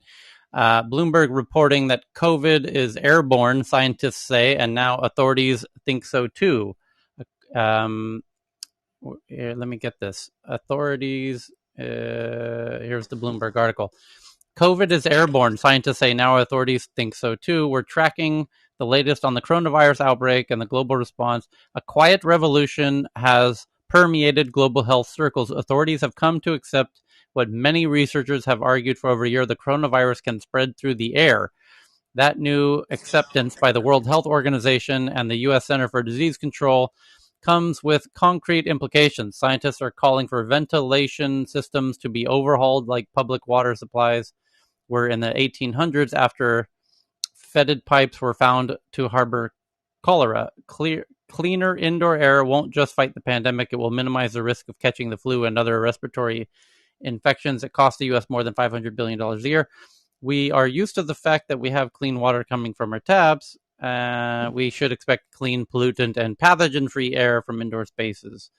The study's authors, comprising 39 scientists from 14 countries, are demanding universal recognition that infections can be prevented by improving indoor ventilation systems. They want the World Health Organization to extend its indoor air quality guidelines to cover airborne pathogens, and for building ventilation standards to include higher airflow filtration and disinfection rates, and monitors to enable the public to gauge the quality of the air they are breathing. There. So, Tyler, I will just add one thing here because I attended Dr. Fauci's room last week, and he actually specifically mentioned that corona is definitely now airborne. The surface infection that can happen is definitely minimized, specifically for the variants of the virus that we are seeing. There is also a third variant now. These were the major headlines that he actually has confirmed. And regards the airborne virus, BBC yesterday has come out with a brilliant article which actually talks about including a very visual matrix of what it is to stay in a ventilated space in silence and what it is to stay in a non-ventilated space, whether you're in silence, you're speaking, or you're shouting. Yeah. And how face masks are actually supposed to help you prevent the sizable amount of infection that can come your way. So there are specific guidelines because Britain has opened up. So I'll tweet that article out. Please do share it with all your followers. I think it's important for that people understand that it's definitely now airborne. Yeah. Thanks. Yeah, and the Tech News Around the World Twitter account continues to grow quite quickly. We're approaching 1,000 followers now in just a couple of weeks. But Tyler, I think yesterday we looked at another headline, right? I think now it probably make much more sense, given that it's been recognized as airborne. Just imagine asking people, especially in the city of London, in the trading floor, asking people to get back to work. Right. How do that has huge implications now, exactly to this point of like, if it's airborne and it can, now that we realize this, now you as a business now have a higher level of responsibility because it's not just, on people's hands and on doorknobs. It's like literally in the air of your building. And unless you've got HEPA filters which airplanes have and Teslas have, buildings generally do not. And so now you potentially could be responsible if you're encouraging people to come back to work. Very interesting thought indeed. Tyler, last thing on this, but probably people will not like hearing this and it will raise a lot of eyebrows, but bad plumbing and people who have been infected are assuming that it has actually come from toilet and ventilation ducts that are there in connected flats. Because anytime that you're staying next to somebody who has this particular virus, it is supposed to probably come through the ducts and the not the wiring, but anything, the plumbing that normally connects houses and the utility supply together. And this is confirmed. I saw a video around this, which was, I think, in the American news. Again, I'll try to find that from my YouTube history and send it out to you. Thank you. There's actually an article already from January 2020 from Wuhan. You can go. I'm out on feet, so I can't Google it myself right now. Wuhan restaurant and COVID or Corona. I think they already called it Corona by that time. You will see that there was a restaurant incident where one patient or one that had caught the disease spread to, I think it was 27 of 31 or something like that in one single restaurant due to the air conditioning of that facility. When I come back to work, I can look it up, but you will find it. Restaurant Wuhan air contagious. You will find it. Johan, done speak. Yeah, and this was coming out, speaking about airborne, people like Dr. Michael Osterholm, were talking about this back in March of 2020, and that same month there was a study that came out in the New England Journal of Medicine talking about how the virus could stay in aerosols for up to 3 hours. And the definition of airborne is that it's in aerosols, right? That the virus is in aerosols. So this has been a thing that has been, like to Tyler's comment earlier, that a lot of people have been pushing this, right? Yep. And it's really strange. More than a year later, this is finally part of the priority for WHO and the CDC. Yeah. So I've got moving on to a bunch of interesting Apple headlines to share here. The New York Times doing a deep dive on Apple in China. Censor, and this article is quite brilliant and quite beautiful, I must say. So kudos to the team behind it. Censorship, surveillance, and profits, a hard bargain for Apple in China. Apple built the world's most valuable business on top of China. Now it has to answer to the Chinese government, is the headline. And like I said, it's also kind of aesthetically beautiful piece. I'm going to tweet this one out and try and find a way to give you a little glimpse of it, because it's a bit of it's behind a paywall. But the New York Times is doing multiple articles on this topic, so apparently the editors are hot on this. But it says, to stay on the good side of the Chinese authorities, the company has had to make decisions that contradict its carefully curated image. Over 2 decades, Apple built the world's most valuable company on top of China, and now assembles nearly all of its products in the country, and generates a fifth of its sales are in China. In turn, the Chinese government has pressured Apple executives to make compromises that flout the values they espouse. An investigation by the New York Times reveals, and they are reporting from having multiple journalists sharing this story from multiple perspectives today. So I just tweeted out 2 of them if you want to do that deep dive. But no doubt, not just Apple, but it's interesting. Of course, I mean, it's kind of weird that they even have to make such a big brouhaha about this. Facebook has been trying to get into China for a very long time. Zuckerberg even speaks near fluent Mandarin and was not able to get into there. Perhaps even no doubt Facebook would have been willing to give over and keep all of the data in servers in China. And even with all of that, they weren't able to open in China.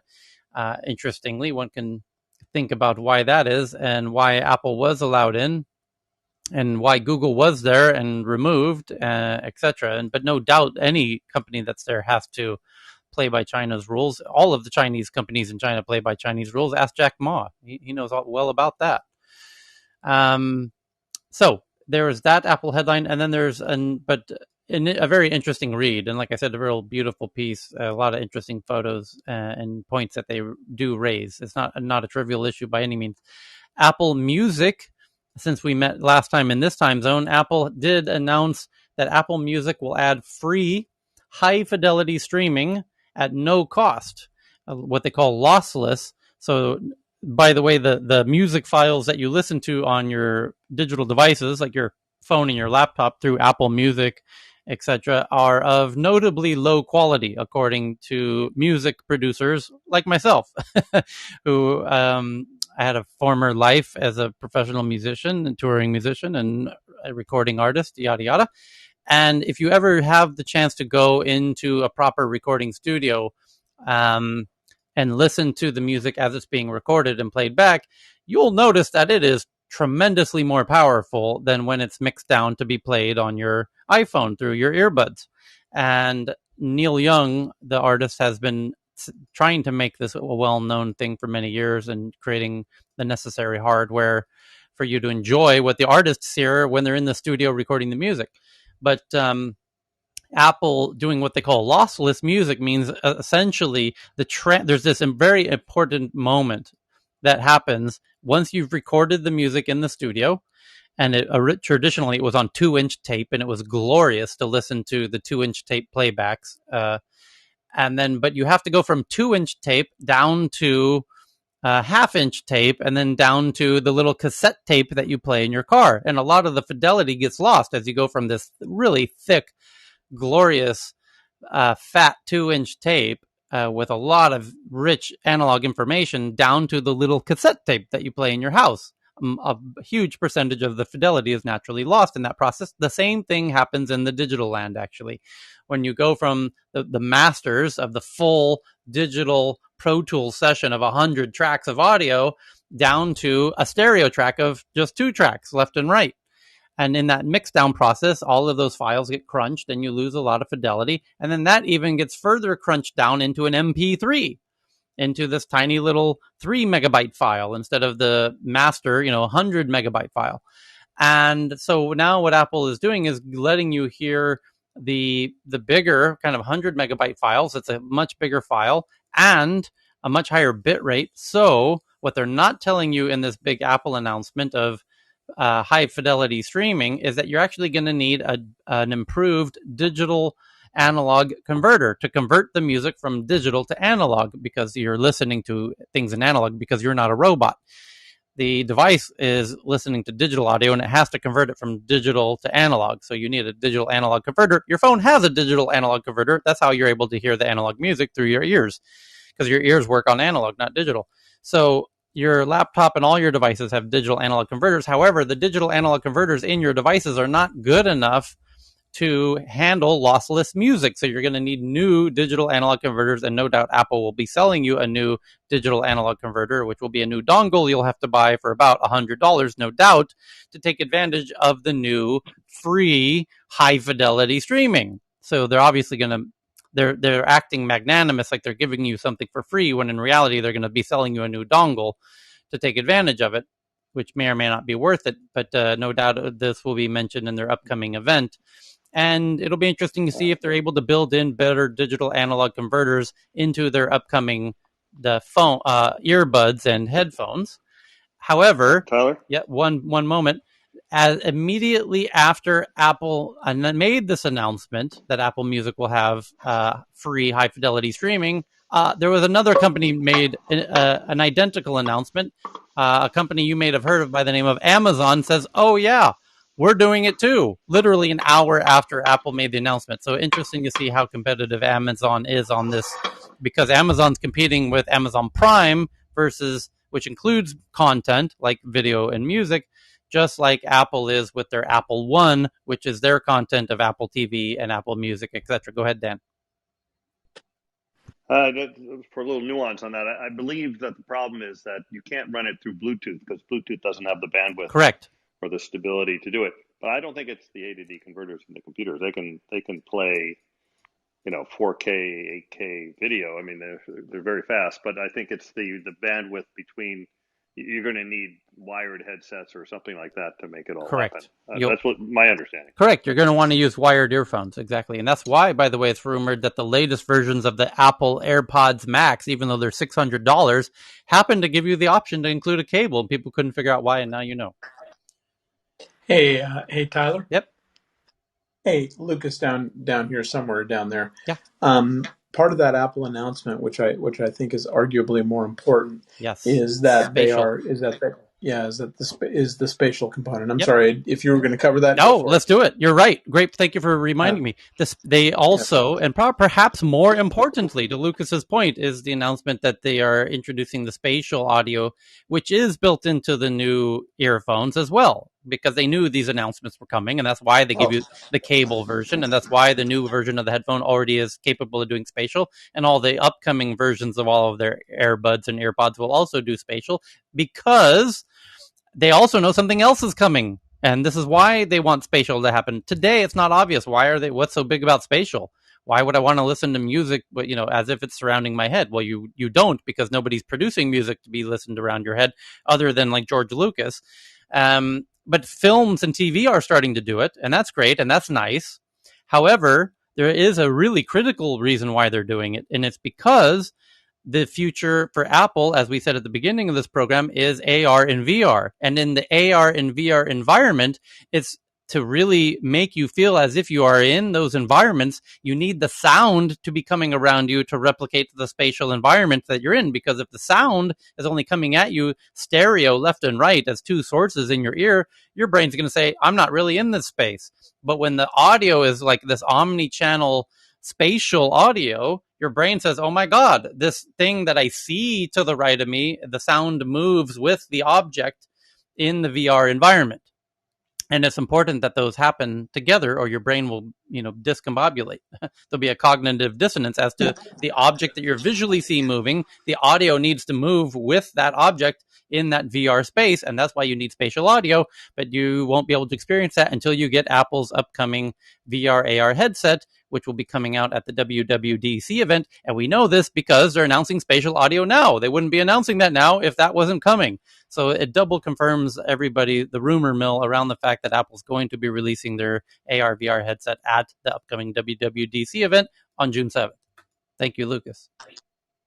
Yeah, the other thing, just wanted to throw in there, because my company does a lot of spatial audio work in VR, and we've produced content. We produce quite a bit of content for Facebook and Microsoft and a bunch of other companies.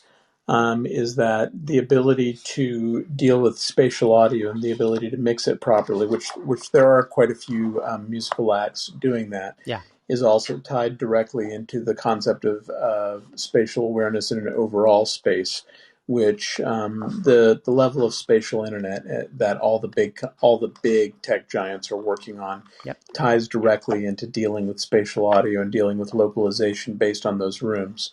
When we produce content, we're modeling physical rooms and we're producing audio specifically for those physical rooms, the ability to walk around in those physical rooms and have the audio mirror what's going on. It's not just an important part of music production; it's an important part of believing that you're in that space and having the reflections and having that space reflect your environment. And it has all sorts of implications not just for production, but for health and for disability and for awareness of environments beyond just simple spatial audio production. So in Apple doing that and licensing Dolby Atmos and using Dolby Atmos for that formula lays down a gauntlet that now spatial audio is a must-have. The other audio companies, the other DSPs, and the other audio streamers kind of have no choice but to also include it unless they want to be left behind. So it's a huge step for the music industry, and I think it'll send pretty big shockwaves through the production community as well, as everybody has to now figure out how to do it and how to release spatial audio. Yep. Amen to that. Tyler, yeah. Just a quick thought. The spatial, just didn't want people to get the impression that you can't do spatial audio with just two earbuds. You can do it right now with AirPods. The AirPod, the AirPod Pro you can, yes. Yeah, exactly. But it's still only got you only need one driver in each ear to do spatial audio. You just have to do some very clever processing of the sound to trick your brain into thinking it's coming from around you. Right. You can do it right now with your AirPod Pros if you watch Apple TV on your iPhone or your iPad. It's kind of spooky. As you move your head, then it moves the they have a little demo built into the phone as well that you can try for the latest version of AirPod Pros and the AirPod Max. My point is it will need to become ubiquitous across all of their future devices for the most part to take advantage of the 3D virtual VR AR whole world that we're going to be entering into after WWDC. Essentially, it'll become such a primary new platform for Apple, like the iPhone was in launching the smartphone era. We're now going to go into their new 3D AR VR era as a whole new platform for the next decade of all. And Nicholas on stage knows exactly what I'm talking about. Anyway. We're at the top of the hour, so I want to pause it there. There's a ton of more headlines to get into, and very legitimately amazing headlines about Oculus, about Apple's working on wireless earbuds called Beats Studio Buds, Phil Schiller testifying in the Apple thing. Jesus Christ, I've never left so many amazing articles on the table, but I want to save them for when we meet again in 7 hours. And by the way, when we do meet in the next time zone, in the next session, we're going to meet for 2 hours, and then it will bleed directly into Google's annual flagship developer event called Google I/O, which I think you're going to want to get a little taste of. If you've never watched a Google I/O event, they often reveal it's their annual big event, and they reveal awesome, fantastic technologies and innovations that they're working on, and a glimpse ahead of all of the new cool projects that they're working on with Android and their new earbuds, and et cetera, et cetera. yeah, it's a lot of fun if you've never seen one. And we're gonna Tyler, thank you for this morning, because I was just looking at some of the. I haven't got as much data as you because I'm still using a mobile thing sometimes, but it's been an engagement session this morning. Yeah, Like thanks to everybody. people have been listening for 30 minutes, Yep. and it's good. Yep. Like on average. So Yep. thank you so Yeah. much to the whole audience, but particularly to you. Yeah, It's really good what today. Cal's talking about is we can see the average listener time in this room and the chart of people coming in and out of the room. And what we're seeing, according to the data, is people love this room more than any room in Clubhouse. Not to toot a horn, but it's like our listener time is ridiculously high. It's amongst the highest. And this morning has been particularly engaging. Yeah. People come in, stay. Yep. So to everyone here, what an amazing, it's the discussion we had. Yep. That's all it is. The 100%. content is the content. 100%. That's all it is. 100%. Tyler, I want Yes. to make a comment. Tyler, can I? Go ahead, Sorry, Cheryl, and then Professor Osip. Go ahead, Cheryl. Okay, I was in the shower just now listening to your voice, and it brought me a smile because I heard you appreciating Singapore and my government. So yes. Well, now I couldn't respond. Now you know. I was thinking. I was in the shower. Thinking about you, Cheryl. So I was thinking about you. I just want to say something. We are not perfect, and we are very small and vulnerable, but we are very collaborative, and because we know that by working with everybody, that will make us stay relevant. And now all you gentlemen in the audience know how to what to say on a first date with a lady from Singapore. So yes! Yeah, go ahead, Professor Osip. Yeah, I will chime with what Cheryl was saying about you and Cal. One thing about both of you have both distinguished voice, and you don't need to listen. You can just listen to you without having to look at the phone. So I think this tech news is an amazing place, and it's been very informative. The other thing, I think, Tyler, you and I were in the room when Justin did on Sunday that marathon of amazing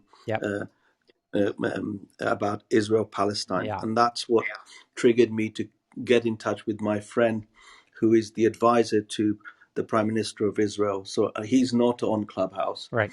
And his name is Eli Hassan. And I've asked him to get on, but we're going to get him on so that people can hear from the advisor to the power their viewpoint, because that's something that was missing.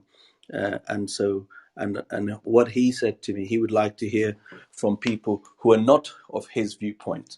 So I'll try to organize that in the next 10 days. Very cool. But Israelis can't get on. If they have Android, they can't get on at the moment. But I just heard they will by on Friday. Yeah. By Friday. So anyway, just wanted to give you that, and I'll try to organize something. Very cool. And maybe I'll do it. It's a great point, Professor Office, because by Friday, the whole world will now be able to get into Clubhouse. It goes live today in Japan and Russia and a few other places for Android. And then the rest of the world on Android can come on by Friday. And that will be a game changer because we can expect to see a notable increase in the foot traffic, and the attendance of this room will likely go up considerably. And then that affords us a really unique opportunity to invite in special guest speakers that we have kind of queued up for the next few weeks because of the larger audience sizes. And then those special guests themselves increase the audience sizes. And then that's when the sponsors come in, and then the economy comes in, and then the dominoes, you can see how it all works in a very Tyler, nice way. Can I just go back to a little bit? Because one of the things that I like doing is reflecting on behavior that allows us to repeat and scale, right? And to point that out, that's just a general leadership thing that somebody taught me. So when I look at what this community's done today, just to kind of pick out, it was a very engaging day for a morning session as well. In the evening sessions, it tends to be even more engaging in people talking and stuff. But what I observed today in the behavior of everyone on, even new people that came on, like this whole thing started with Mustafa, came in and started talking about water shortage, right? But in a sense, everyone learned very quickly how to let people finish, how to let the thread go on, build on the point, and that all makes it so much more interesting for everyone. Right. Yeah. And just hold back. It's not individual glory. It's collective engagement. Right. So, Amen. And that's what I noticed today that made it better. and we're getting better and better and better at that. It's not individual glory, right? Because individual glory gives you a couple of minutes of fame, trust me, and then you're gone, right?